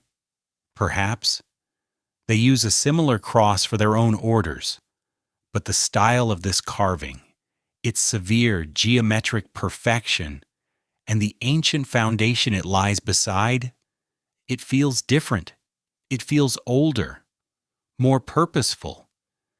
You know what will happen when you include this discovery in your report. It will be a footnote, an anomaly. Your superiors in Quebec or Paris will dismiss it as a fantasy or a misidentification of a fisherman's mark. Future scholars, should they ever rediscover this stone, will construct a dozen logical, sensible explanations for it. They will say it is a natural formation, a trick of the light and shadow. They will say it is a later carving or a forgery. They will do anything to avoid the stone's terrifying, world-altering implication that the entire story of the discovery of this continent, the story of Columbus, is incomplete, that someone else was here first. They will debate the authenticity of the stone, you realize, so that they never have to ask the more important question. If it is real, who were the men who crossed an ocean no one thought could be crossed? And why did they come to this harsh, desolate shore? As you stand there in the rain-swept cove, a strange sense of connection washes over you. You can almost see him, a knight, his face weathered by a long sea voyage, his armor stored away, kneeling on this very spot. He is not a conqueror planting a flag, but a pilgrim, giving thanks for his deliverance. With a simple tool, he carves the symbol of his faith, his brotherhood, into the rock of this new, empty world. It is not a claim of ownership. It is a testament, a message in a bottle, made of stone, left for a future that might never find it. You run your fingers over the deep, smooth grooves of the cross. It is a key to a history that was never written. This cold, hard stone is proof that someone came here, leaving behind nothing but a silent cross and a foundation for a building that was never completed. They did not come to go back. They came to find a place where no one had ever set foot, and they vanished. Let us now travel to a different kind of workshop, in a different city. The year is 1367, and we are in Venice, the glittering, crowded jewel of the Adriatic. The air here does not smell of pine and peat, but of salt water, spice, and money. In a sunlit room overlooking a busy canal, you are an apprentice in the workshop of the Pizzigani brothers, the most respected cartographers of your time. Your world is one of meticulous precision, of grinding pigments for ink, of preparing vast, flawless sheets of vellum, and of listening to the endless stories of sailors who bring the world to your doorstep. Your masters, Francesco and Marco, are not just craftsmen. They are scientists and artists, weaving together the dry data of sailors' logs and the beauty of calligraphy to create maps that are as much works of art as they are tools of navigation. On a massive table in the center of the room lies their masterpiece in progress, a great portolan chart of the known world. For months you have watched them painstakingly render the familiar coastlines, the boot of Italy, the jagged shores of Greece, the vast northern coast of Africa, the Iberian Peninsula. Each harbor, each cape, each river mouth is drawn with a confident, practiced hand. This is the world of fact, a world measured by the compass, the astrolabe, and the hard-won experience of generations of mariners. This is the world that pays the bills. But then, the work reaches the western edge of the chart, beyond the Pillars of Hercules, beyond the coast of Portugal, the confident lines of the coast disappear, replaced by the vast, empty blue of the Atlantic Ocean. And here, the work of the scientist ends, and the art of the speculator begins. You watch as Marco, the more imaginative of the two brothers, takes up a different quill, one filled with a more fanciful reddish ink. He begins to populate the great void. He draws the mythical island of Brazil, a phantom that will haunt maps for centuries. He draws the Fortunate Isles, the Canaries, which have only recently been rediscovered. And then, farther out, he draws the great, rectangular island of Antilia, the legendary Isle of the Seven Cities, a place of refuge for a Visigothic king fleeing the Moors centuries ago. This is the work of legend, of tradition. But then he draws something else, something that is not in the old books. To the north and west of Antilia, he sketches a string of islands and a fragment of a coastline. He labels them with strange names: Satanazes, the Isle of Devils, Imana, and he adorns this section of the map with a brief, cryptic warning: Mar de Baga, the Sea of Gulfs or Bays, a treacherous place. You wonder where this knowledge comes from. It does not come from the Genoese sailors or the Catalan traders. You recall a recent visitor to the workshop, a quiet, sun-weathered man who spoke with a strange Portuguese accent. He did not bring charts or logs. He met with your masters in secret, speaking in low tones, occasionally drawing shapes on a slate with a piece of chalk before wiping them away. He was, you now suspect, a member of Portugal's new Order of Christ, the inheritors of the Templar legacy. He was not sharing a map. He was leaking a memory. History will look upon this map and see a beautiful curiosity. Scholars will label Antilia and its neighbors as mythical islands, cartographic placeholders for an unknown region, a testament to the fears and fantasies of the age. They will argue that if a real discovery had been made, the map would be more accurate, the coastlines more precise. They will fail to understand that a secret is not proclaimed. It is whispered. It is hidden in plain sight, disguised as a myth, so that only those with the key can understand its true meaning. They will not realize they are looking at a fragment of the turtle shell map, its mystical lines translated into the scientific language of a Portolan chart, its secrets muted and distorted, but present nonetheless. You look at the finished map, a glorious tapestry of the world. It is a snapshot of what your civilization knows and what it dreams. But its most important feature is the one everyone will dismiss: that strange northern archipelago, those islands of devils and treacherous bays. The map is not wrong. It is simply 60 years early. It is a posthumous message from the fleet that vanished from La Rochelle. It is an echo of the cross carved on the stone in Newfoundland. It is a signpost planted in the middle of the ocean by the secret keepers of Portugal, pointing west. And for more than a century it will wait, a beautiful, unheeded prophecy, until another sailor from Genoa, obsessed with the idea of a westward passage, will study charts just like this one and convince himself that the legends are true and that the Sea of Shadows is not empty after all. We return now to the old world, to the rugged coast of Brittany, a land of ancient stone dolmens and a people who have always looked to the sea with a mixture of reverence and fear. The year is 1388.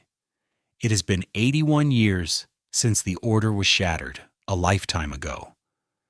The Templars are no longer a recent memory, but a grim legend, a cautionary tale whispered by grandfathers.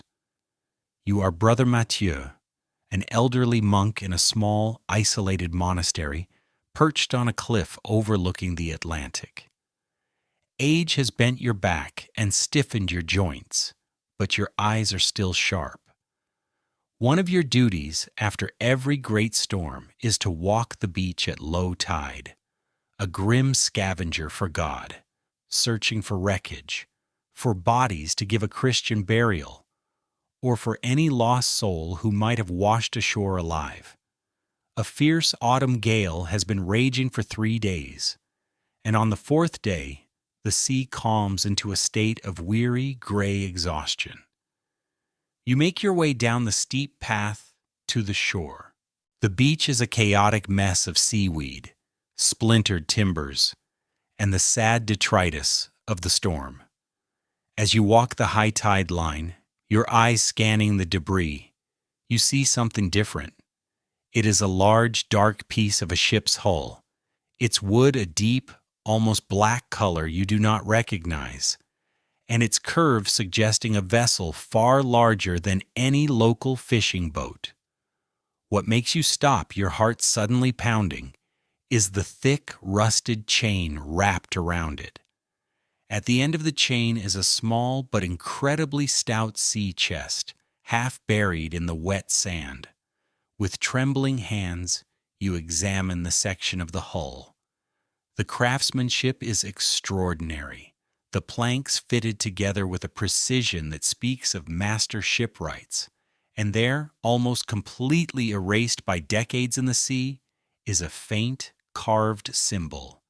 It is a cross with flared arms, a croix pâtée, a symbol that was ordered to be erased from every church and every shield in Christendom when you were just a boy. The sight of it now, washed up from the sea after all these years, feels like a visitation from a ghost. With an effort that strains every muscle in your old body, you manage to unwrap the chain and drag the heavy chest up the beach, away from the grasping tide. Back in the quiet solitude of your stone cell, you study the chest.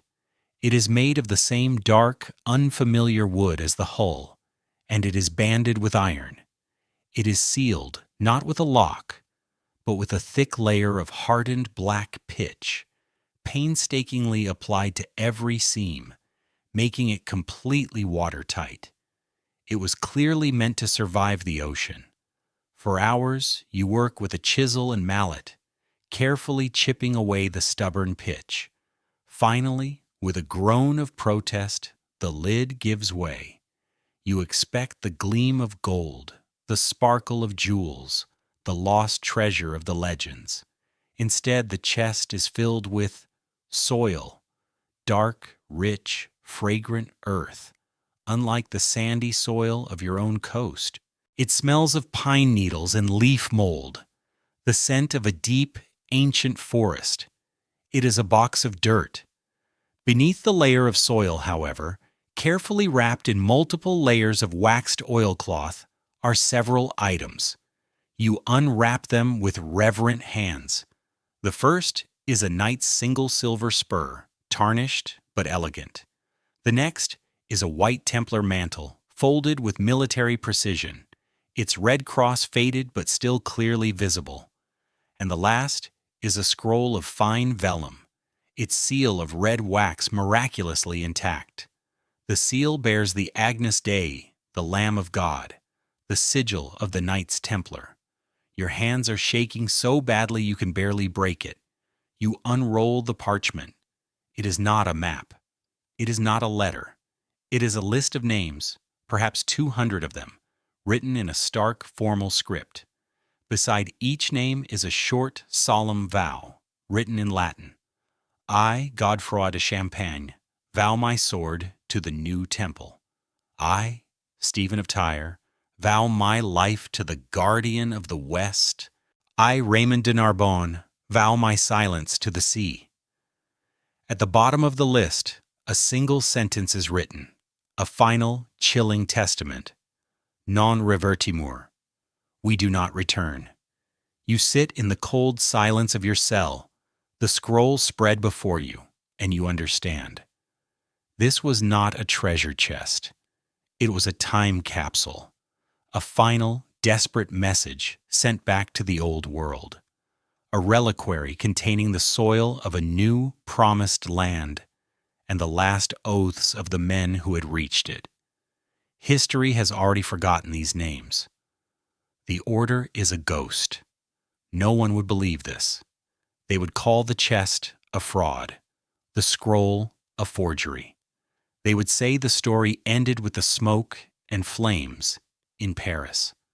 They could not comprehend a brotherhood so devoted that they would sail into nothingness, their greatest treasure, a box of earth and a list of promises to God. You know you cannot show this to your abbot or to anyone. This knowledge is too dangerous. With a heavy heart, you take the mantle and the scroll, and that night you seal them within a cavity behind a loose stone in the monastery scriptorium, a secret buried within a library of secrets. The nameless promises, carried across an ocean, have finally been delivered. Let us return for one last time to the deck of the lead ship. We are back in the 14th century, with the salt spray on our faces and the endless ocean behind us. Weeks have passed since you turned west into the storm, following the impossible guidance of the turtle shell map. The sea has tested you, starved you, and thrown its worst furies at you, but the fleet has held. And now, on a cool, clear morning, you see it.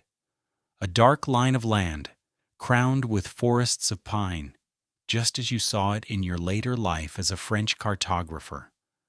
The long voyage is over. The shores of a new world are before you. You stand on the deck beside your commander.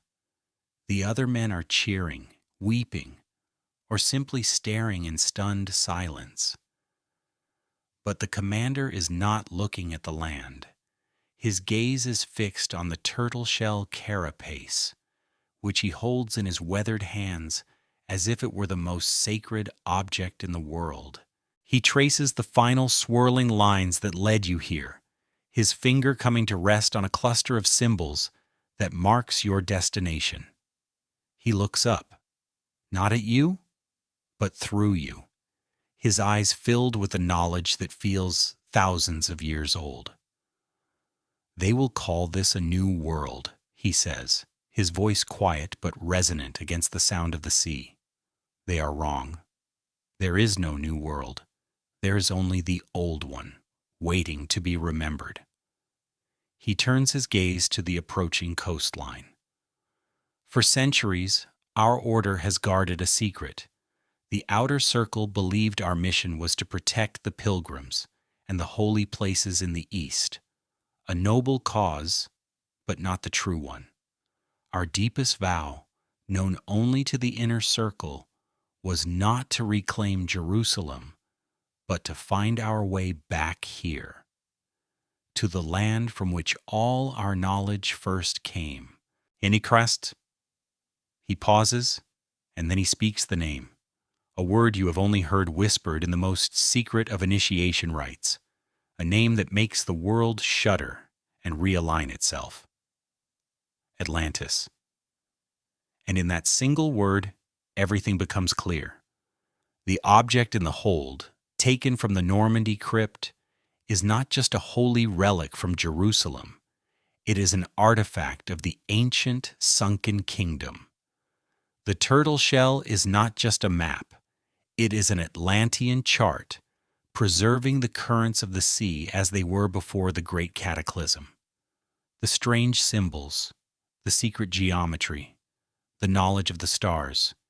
It was all a legacy, a fragmented memory of a civilization so advanced that its remnants were mistaken for magic. Your quest was never an escape. It was a prophesied return. The fragmented clues you have witnessed across the centuries now snap into a single, coherent picture. The name on the Pisagani map, Antilia, was a faded, distorted echo of the name Atlantis, passed down through the Portuguese inheritors of your order. The Isle of Devils was a memory of this harsh, storm-battered northern coast. The cross on the stone was the mark of the first pilgrims of the return. The chest filled with earth was a final testament, a sample of the sacred soil of the ancient homeland, sent back across the sea.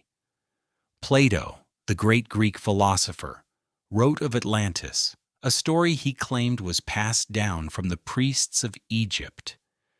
Future ages would dismiss his tale as a beautiful myth, an allegory, a fiction. They could not conceive that the story was true, and that a sliver of its knowledge, a handful of its people, had survived, preserving what they could. They passed this knowledge down through secret lines of succession, a faint glimmer of light in a world grown dark and young again, until it was entrusted to a brotherhood of warrior monks who had the discipline to guard it and the maritime skill to one day act upon it. Historians will forever look for a linear path of discovery, a straight line from the Vikings to Columbus. They will never see the truth, that history is a circle, that your voyage was not a discovery, but a homecoming. Your ships find a safe harbor in a small, sheltered cove. As you step ashore, the air feels different, charged with a strange, ancient energy. This is not a conquest. It is a pilgrimage. Your first act is not to build a fortress or plant a flag of ownership. It is to kneel and to give thanks. It is to find a suitable stone and begin the patient work of carving your cross into the rock, a testament not of arrival, but of return. You look at this land, this Atlantis, and you understand why you sailed west of the sun. You did not flee a king. You answered the call of a memory older than any king, older than any country, older than the faith you wore on your mantle. The sea has finally called the land by its true and ancient name, and you are here to answer. Not everyone survives, but those who disappear the right way don't have to. We must now leave the shores of the New World and the whispers of Atlantis and return to the heart of the Old One, to France. But we do not return to the high drama of the king's court or the ashes of the martyrs. Instead, we travel to a quiet, ancient Benedictine monastery nestled in the fertile Loire Valley. The year is 1310. The Templar trials are a slow, grinding machine of terror in Paris, and a deep paranoia has settled over the land. You are a young novice here, Brother Luke, and your life is a gentle, predictable rhythm of prayer, study, and work in the scriptorium. Your world is one of vellum, ink, and the sacred silence of the library. One evening, just as the bells are ringing for vespers, 6 travelers arrive at your gate. They are on foot, their simple, undyed wool cloaks dusty from the road, their faces weary. They carry no weapons, only small leather satchels, and they ask for nothing but shelter for the night. Your abbot, a man who holds the Benedictine rule of hospitality as a sacred trust, welcomes them without question. All who come in the name of God are to be received as Christ himself. The 6 men are given a small, unused dormitory and invited to join the monks for the evening meal and prayers. From the very first night, there is something different about these guests. They are impeccably disciplined, moving with a quiet economy of motion that is more military than monastic. They follow your ancient routine perfectly, rising for the pre-dawn matins and remaining for the final prayers of Compline, their voices in the chapel blending seamlessly with your own. Yet they are also strangely absent, They never speak of their past, their homes, or their destinations. When asked their names, the eldest of them simply smiles gently and says, "We are but humble pilgrims, brother." And your abbot, a man usually insisted on protocol, does not press them. They become known simply as the guests. Their presence begins to subtly change the monastery. It is nothing you can point to directly, but you feel it. The chanting in the choir seems to have a new resonance, a deeper harmony that makes the stone walls themselves seem to vibrate. In the scriptorium, your own hand, often clumsy, finds a new steadiness as you copy manuscripts. In the herb garden, the plants seem to grow with a strange new vitality. The guests themselves do very little. They read in the library. They walk in the cloister gardens. They pray. Yet their profound, contemplative silence seems to be seeping into the very stones of the abbey, tuning it to a different key. The most profound change, however, happens when you sleep. You begin to have dreams more vivid and detailed than any you have ever known. You dream of the deck of a ship on a vast, dark sea, with stars you don't recognize wheeling overhead. You dream of a misty Scottish glen and the rhythmic sound of hammers on stone, building a church that has no bell. You dream of tracing lines on the smooth, curved surface of a turtle shell. You speak to the other novices, and with wide eyes, they tell you they are having the same dreams. The dreams are not frightening. They are filled with an immense sense of loss, but also of an unshakable purpose. You come to a strange, impossible conclusion. You are dreaming the memories of the 6 guests. They are not just sleeping in your monastery. They are planting their story in the fertile soil of your sleeping minds. You are awed and terrified. Who are these men? Sorcerers? Saints? You look at them during meals, trying to fix their faces in your memory, but they seem to blur, their features indistinct, as if seen through water. The official histories being written in the great cities will speak of the Templars who were captured, tried, and burned. They will whisper of those who escaped on ships, but they will have no category for these men. Historians will debate the disappearance in terms of a physical flight, never conceiving of a spiritual one. They will not imagine a handful of brothers who chose not to run, but to dissolve, to erase their own identities so completely that they could become living vessels of their order's memory, ghosts who could walk the earth unseen. One morning, almost a year after they arrived, you wake to find the guests' dormitory empty. Their beds are neatly made. They have left as silently as they came. There is no note, no farewell. The only thing left behind is a small, exquisitely carved wooden dove resting on the windowsill, its wings outstretched. Their faces are already fading from your mind, becoming impossible to recall. But the dreams they planted remain as vivid as ever. You have become a keeper of their story.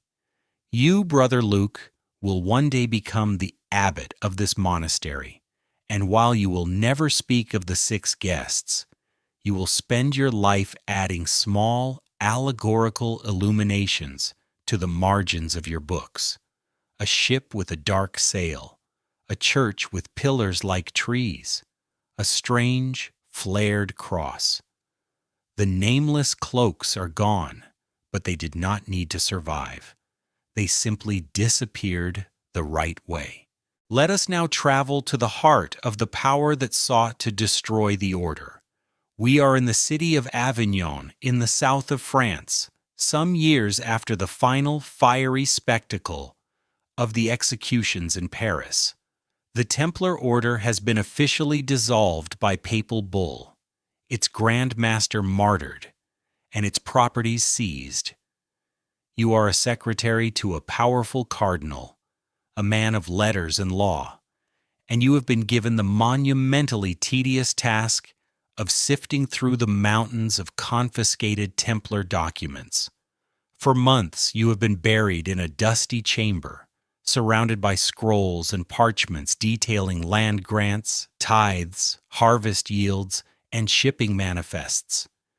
It is the mundane paperwork of a vast, international corporation, and it is utterly, soul-crushingly dull. Among the endless financial records, bound with official-looking ribbons and sealed with the wax of 100 different preceptories, you find one scroll that is different.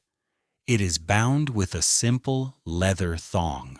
It bears no title, no signature, and no date. It is written on simple, unadorned vellum in a stark, clear Latin, but its language is not that of a bureaucrat or a lawyer. It is the language of a philosopher, a strategist. Intrigued, you set it aside until the end of the day.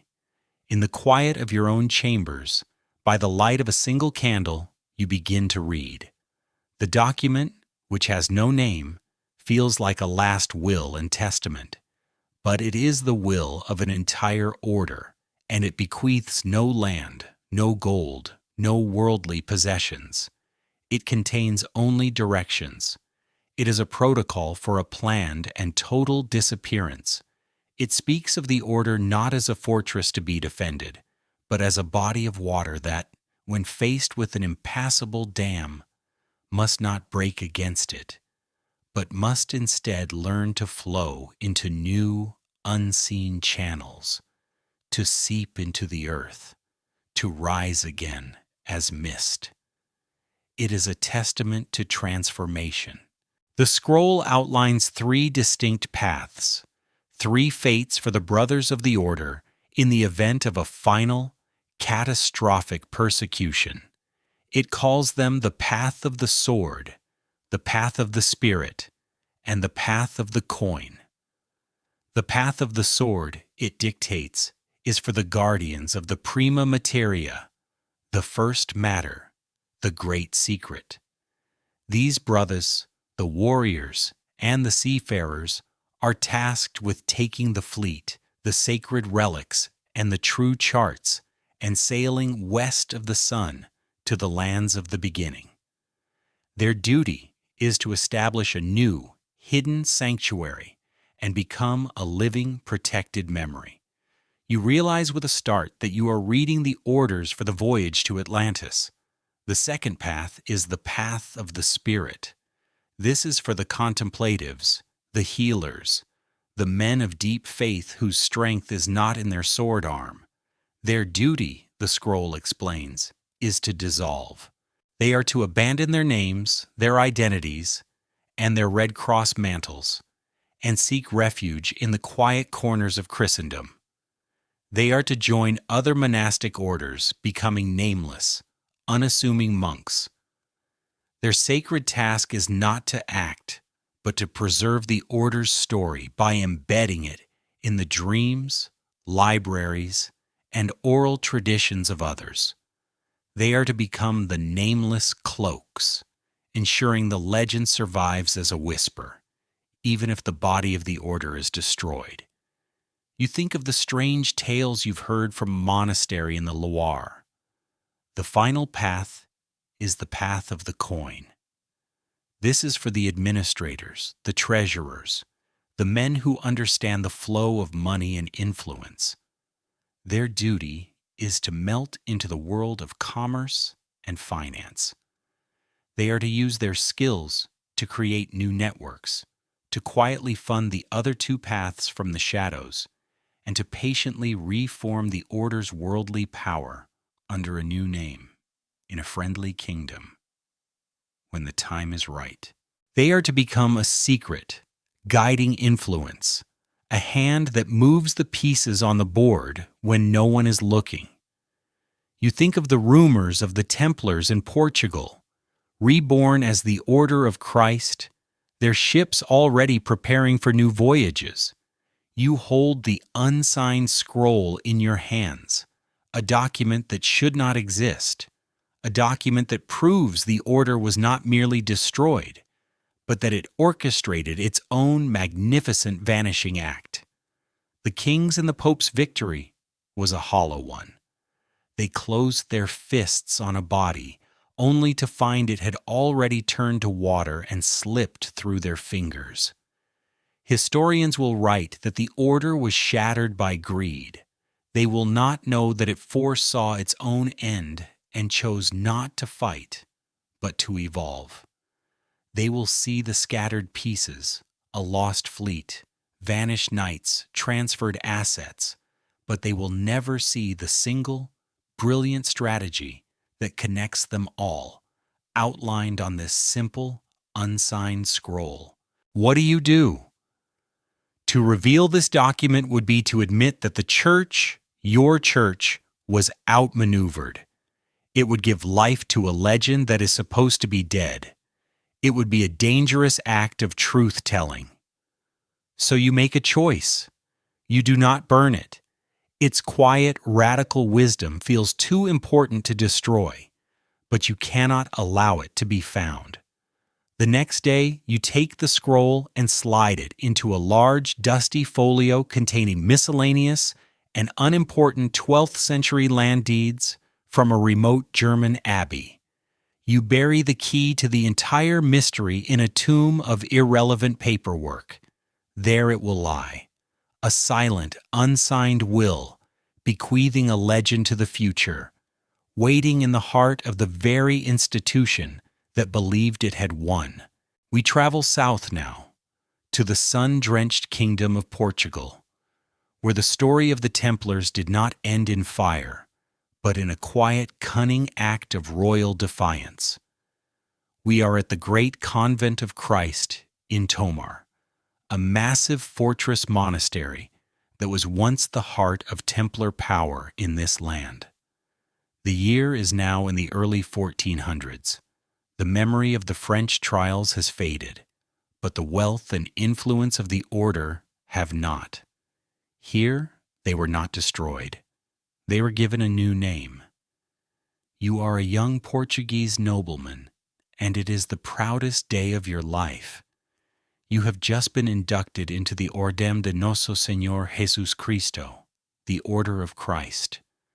As you don the white mantle, you feel a surge of pride at the symbol emblazoned upon it, a bold, red-flared cross, the very same as the old Templars, but now with a smaller white cross at its center. It is a symbol of continuity and of Portuguese glory. Your new order has a clear and noble public mission. Under the guidance of your Grand Master, the brilliant and obsessive Prince Henry, you are to be the sword arm of the age of discovery. You are taught that your sacred duty is to break the bonds of ignorance that have kept Christendom trapped in a small corner of the world.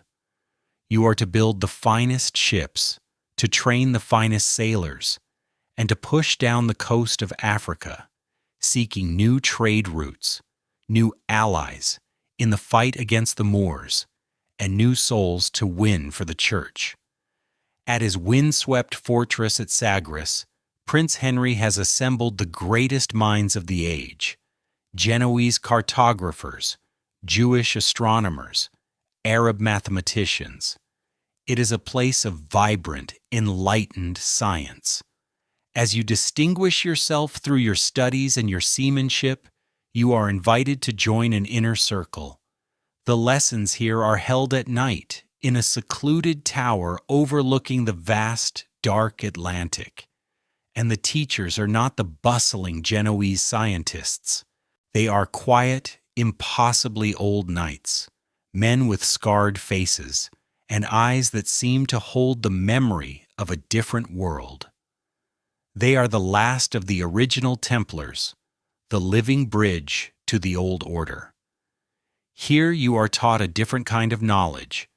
You are shown charts that are kept under lock and key, maps like the Pizzigani's, and you are taught to look upon the strange, mythical islands in the West, not as fantasies, but as markers or echoes.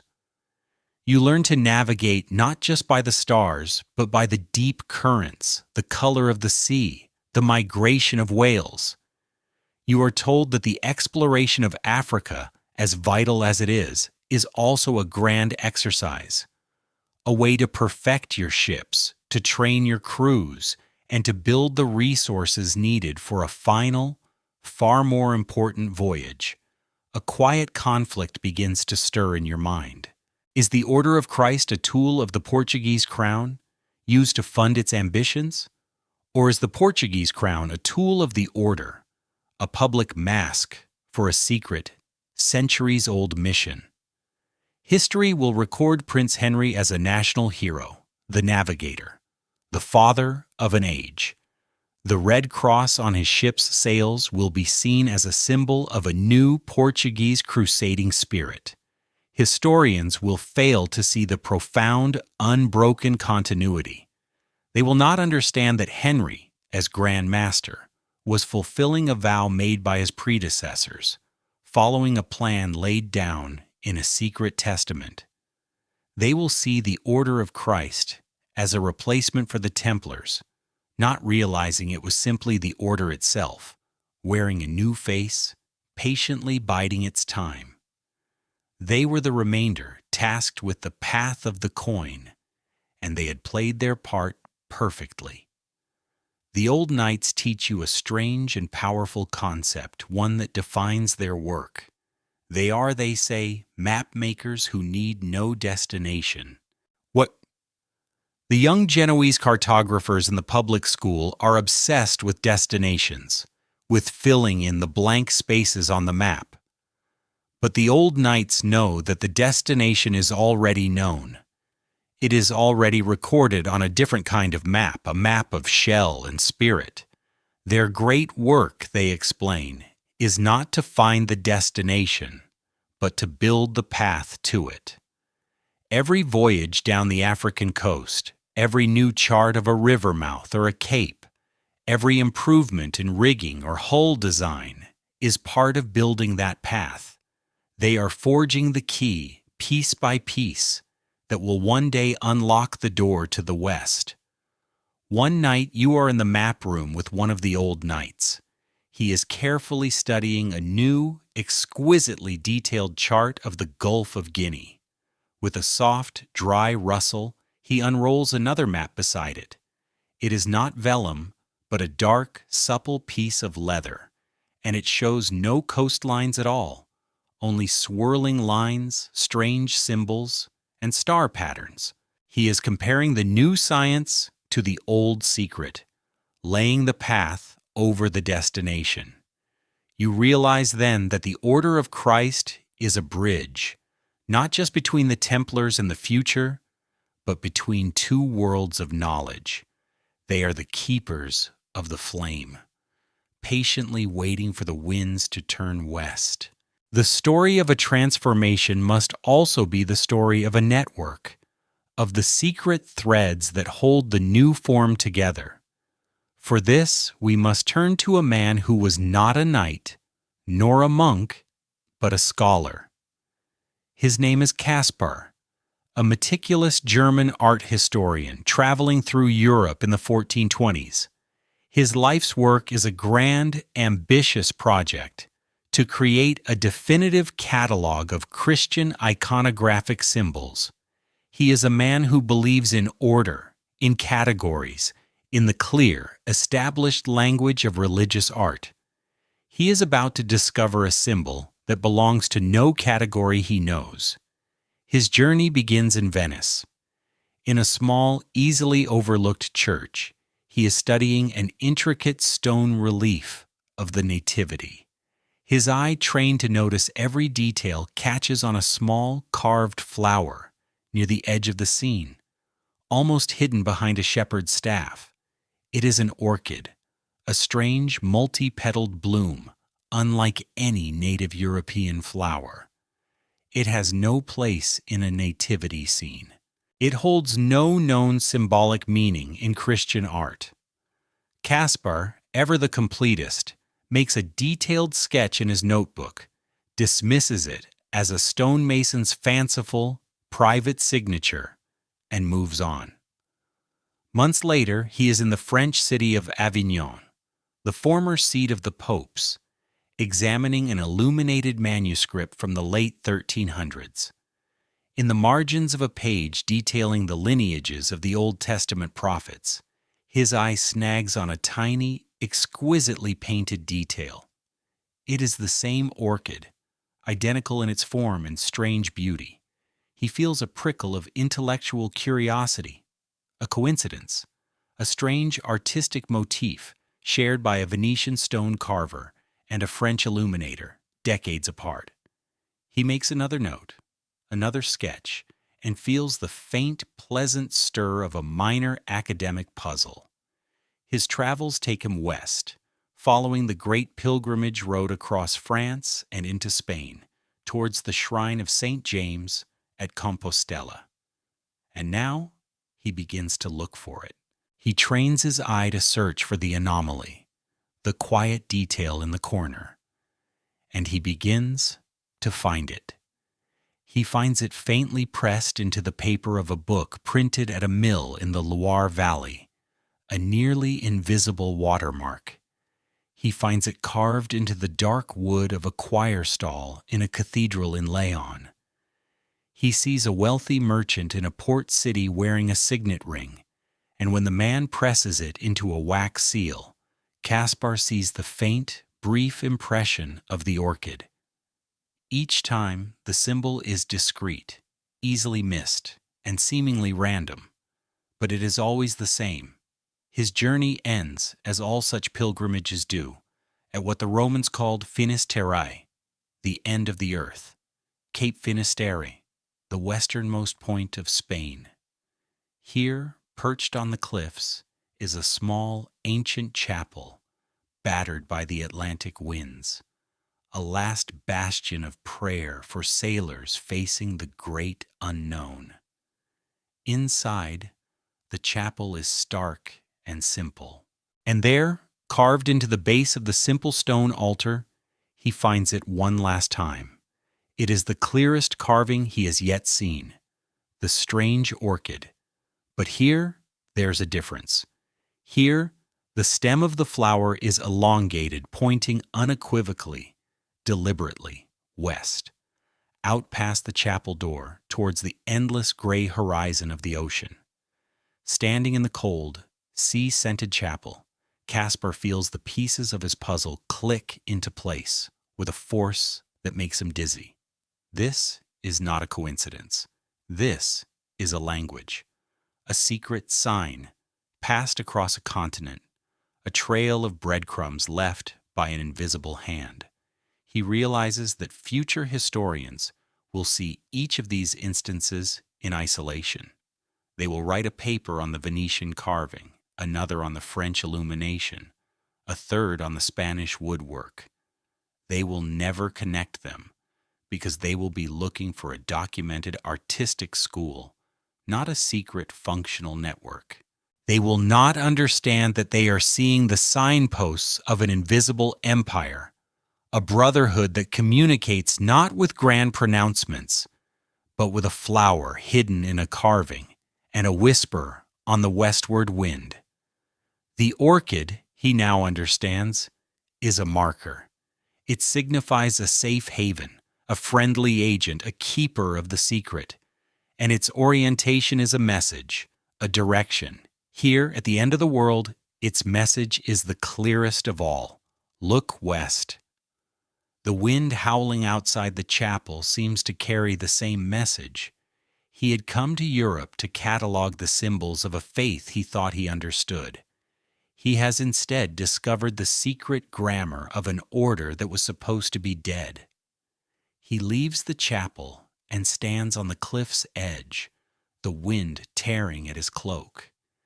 He is looking at the same ocean as the Portuguese navigators, but with a new and terrifying understanding. The call to explore the West was not born in the mind of a single prince. It was a message that had been silently echoing across Europe for a century, carved in stone and painted in the margins, waiting for those with eyes to see. Cross the ocean once, never return for a lifetime. Imagine a path leading deep into an ancient, untracked forest. At its beginning, the signs of passage are clear. A bent twig here, a footprint in the soft earth there, a stone moved from its resting place. An observer can follow this trail for a time, but as the path goes deeper, the signs become fainter. The footprints lighten. The disturbances cease. Eventually, the path vanishes completely, as if the traveler learned to walk without touching the ground, to move through the world without leaving a mark. This is the final chapter of the Templars' story. It is the story of how they learned to leave behind a perfect, impenetrable silence. The first generation, the men who fled La Rochelle and weathered the storm, were the ones who marked that initial trail. They were the ones who carved the cross on the stone in their new world, a single, defiant testament that they had arrived. They were the ones who sent back the chest of oaths, a final, poignant farewell to the world they had left behind. They had crossed the ocean and reached the other shore. But for those who followed, for their children and the new brothers who joined them in the hidden land of their Atlantis, the journey was not over. It was simply entering its final phase. Their task was not to build a new kingdom, but to dismantle the old one within themselves. You are one of them, a descendant born in this new land, generations removed from the flight from France. The stories of Paris, of Scotland, of the Great Voyage are the legends of your people, told around a winter fire. But the words Knights Templar are rarely spoken. The white mantle, the red cross, the title of brother. These were all vessels, a ship built for a specific and perilous journey. And now that you have reached the shore, you no longer need the ship. To cling to it would be to remain anchored in the past, forever defined by the enemy you fled. And so, you let it go. You let the names fade. You let the titles dissolve.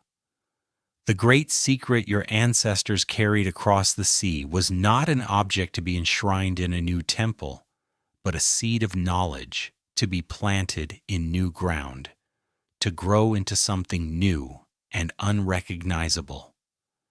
The greatest proof of your order's success is not a hidden vault of gold or a secret library of scrolls. The greatest proof is the profound, unbroken silence it left in the historical record. A true secret keeper does not simply hide a secret. He eventually erases any evidence that a secret ever existed. The treasure hunters and conspiracy theorists will search forever for a physical prize. They will seek the Holy Grail, the Ark of the Covenant, a hoard of unimaginable wealth. They cannot comprehend that the treasure was the freedom from history, and the prize was the peace of being forgotten. They cannot understand that the ultimate goal was not to hide, but to disappear. Historians will search for a linear path, for a documented lineage connecting a Scottish glen to a North American colony. They will search for the ruins of a new Jerusalem on the shores of the New World. And finding nothing, no great stone fortresses, no buried troves of European coins, they will conclude that the story is just a myth.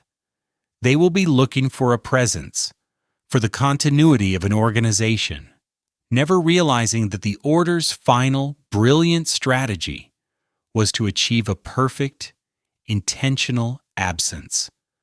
They will not understand that no one was destroyed. They just no longer needed their old form. The first man who knelt on that Newfoundland shore and carved the cross into the stone was the one who marked the path. His task was to leave a single, permanent sign for those who might follow. A sign that said, "The way is real. It can be done." But the sacred duty of all who came after him was to walk that path without leaving a single footprint, to become the silence that followed the initial sign. He marked the path with silence because his lonely, defiant act was the beginning of an eternal quiet. You did not build a new France. You became a part of the land itself, your stories weaving into the myths of the people who were already here, your bloodlines merging, your secrets dissolving into a shared wisdom. You are standing on a riverbank, deep in the heart of a continent that the old world is only just beginning to dream of. You are watching a red leaf float downstream on the current. You no longer wear a cross or a mantle. Your history is not written in a book, but in the turn of the seasons and the stories you will tell your children. The journey without end was never about perpetual motion. It was about reaching a state of being where the journey was no longer necessary. You are no longer a Templar. You are simply here, and the silence is your victory. And so our long journey takes us back to where it all began. We are standing on the quays of La Rochelle once more. But the France of 1307 is a distant country, a landscape of the deep past. Centuries have passed. The world has grown larger and louder.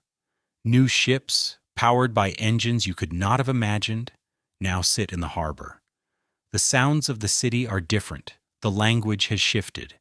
The faces and fashions have changed 1,000 times. But the bones of the place remain. The two great medieval towers still stand guard at the entrance to the harbor, their stones weathered by the same salt winds. The sea still rises and falls with the same eternal rhythm. The past is not gone here. It is simply quiet. You walk through the streets, trying to find the site of the old Templar commandery. There is nothing there to mark it. A bakery stands on one corner, a row of houses on another. There are no plaques, no monuments. The dramatic, world-shaking events of that October morning have been buried under layers of subsequent history. Wars have been fought here, sieges have been laid, revolutions have come and gone. The city's memory is long, and the story of the Templars is but one faded chapter in a very large book. The frantic energy of the king's men, the fear, the confusion, it is all dissipated, like morning fog burned away by the sun of centuries. If you go down to the docks, to the old fishing harbor, and you ask one of the old men mending his nets about the Knights Templar, he might just give you a shrug. The name is a dry fact from a history book, but if you ask him a different question, if you ask him for the port's ghost stories, his eyes might light up. He will tell you a tale his grandfather told him, a story that has been passed down for generations. He will tell you about La Flotte Fantôme, the Phantom Fleet. He won't speak of King Philip or the Pope. Those details have been worn away by time. He will just say that on certain foggy nights in October, if you stand on the quay and listen very carefully, you can hear the great silence of a dozen ships slipping their moorings without a single splash, their crews moving like shadows, their sails drinking the darkness. The story of the Fisherman Loop has lost its frantic madness and has become a gentle, haunting piece of local color. You look up from the docks towards the spot where the old Templar chapel once stood. The building itself is long gone, but you remember the story of its bell. the bell that did not ring on the morning of the arrests. That silence was the first note in the Templars' great symphony of disappearance. The bell never rang again, not because it was destroyed, but because its silence became its new and permanent purpose. It was a testament to an absence, a quiet proclamation that the men who once answered its call were no longer there. They had answered a different call instead. The tourists who now walk these cobblestones see a beautiful, historic port. They take photographs of the towers and eat ice cream where Templar knights once strode. They have no idea they are standing at the epicenter of one of history's greatest vanishing acts. The historians who come here pore over the port's financial records and legal documents. They see a logistical anomaly, a curious gap in the records, a minor unsolved puzzle in the grander narrative of the Templars' fall. They look for answers in archives, never thinking to listen to the fishermen's stories or to contemplate the profound meaning of a bell that simply stopped ringing. They are looking for a clue, for a noise, and do not understand that the answer they seek is the silence itself. The silence is the story. And so the city is at peace with its legend. The frantic question, "Where are the ships?" is no longer shouted by furious royal agents. It is now the quiet, rhetorical question of a ghost story, something to be whispered with a shiver and a smile. It is a mystery that is not meant to be solved, but to be savored. The silence has won. You stand on the quay as the sun begins to set, the sky turning a soft, bruised purple. The tide is going out. You can almost see them, the dark shapes of the fleet, slipping away from their moorings, their purpose fixed on a point west of the sun. But the port no longer feels lonely or bereft, as it did on that morning centuries ago. It has been healed by time. Its secret is safe now, kept not by locked vaults, but by the gentle, persistent murmur of the sea. And so we come to the end of our journey together. We have walked in the cool, damp corridors of a Parisian palace and stood on the foggy quays of La Rochelle. We have felt the salt spray of the North Atlantic on our faces and the ancient soil of a new world beneath our feet. We've seen a brotherhood of knights shattered, only to watch them transform into ghosts, map makers, and silent guardians of a forgotten history. We have followed their path, from the first whispered order to the last perfect silence. And now we must understand the final truth of their journey. The end was never the other shore. The men who reached the land they called Atlantis did not simply build a new home. They began the final, most difficult work of all, the complete erasure of themselves. They understood what their brothers in the Loire Valley and in the courts of Portugal also knew: the name Templar, the white mantle, the red cross. These were things of the old world. They were a vessel, a suit of armor, and a uniform for a particular fight. But the fight was over. To continue to wear the uniform would be to remain a soldier in a war that had ended, forever defined by the enemies they had fled. Their ultimate victory lay not in preserving the order, but in allowing it to gracefully, completely dissolve. No one was destroyed. They just no longer needed their old form. Like water being poured from a familiar cup into a wide, clear river, their essence flowed into new channels.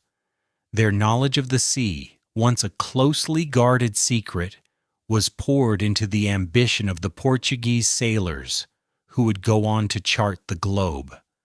Their discipline and faith, once housed in stone preceptories, was poured into the quiet dreams of the Benedictine monks who became their unknowing librarians. and their bloodlines and stories, once traced on European parchments, were poured into the great, flowing river of life in a new continent, merging with the people who were already there, becoming part of a new story, a new song. They sought a journey without end, and they found it. Not in endless sailing, but in reaching a state of being where the journey was no longer necessary. They had crossed their ocean, and they would not return, because the man who steps on a new shore is never the same man who left the old one. Their final act of transformation was to let go. And now here, at the end of our own path for the night, we can do the same. The story has been told. The mystery has been honored. Its purpose is complete. So let it all go now. Let the great stone towers of La Rochelle continue their silent watch over a harbor that has long forgotten the fleet it lost. Let the bell that never rang again remain quiet, its duty of silence fulfilled, its message understood. Let the ships of the ghost fleet finally drop their anchors in a calm bay beyond all maps, their sails finally furled, their long voyage done. Let the turtle shell map its guidance no longer needed be returned to the sea that gave it birth, its secrets dissolving into the deep. Let the cross on the stone in the new world be covered once more by the soft green moss, its testament made, its duty complete. Let the blacksmith's anvil in the Scottish Highlands grow cool, its westward dream now a distant, peaceful memory. Let the unsigned scroll lie sleeping in its tomb of forgotten archives. The path we have walked tonight was marked by these things. But a path is not a home. Its purpose is to be traveled, and we have traveled it. There are no more secrets to uncover tonight. The oaths have been kept. The silence is perfect. There is nothing left to search for and nothing left to find. So allow the story to dissolve now, like salt in the warm water. Let the memory of these names and these places fade, like the wake of a ship that leaves no trace. There is only the gentle sound of the tide, pulling away from the shore. Breathe in, and feel the calm settle over you. Breathe out, and let the last of the story go. The sea is still. The night is deep. Sleep well. You have traveled far enough.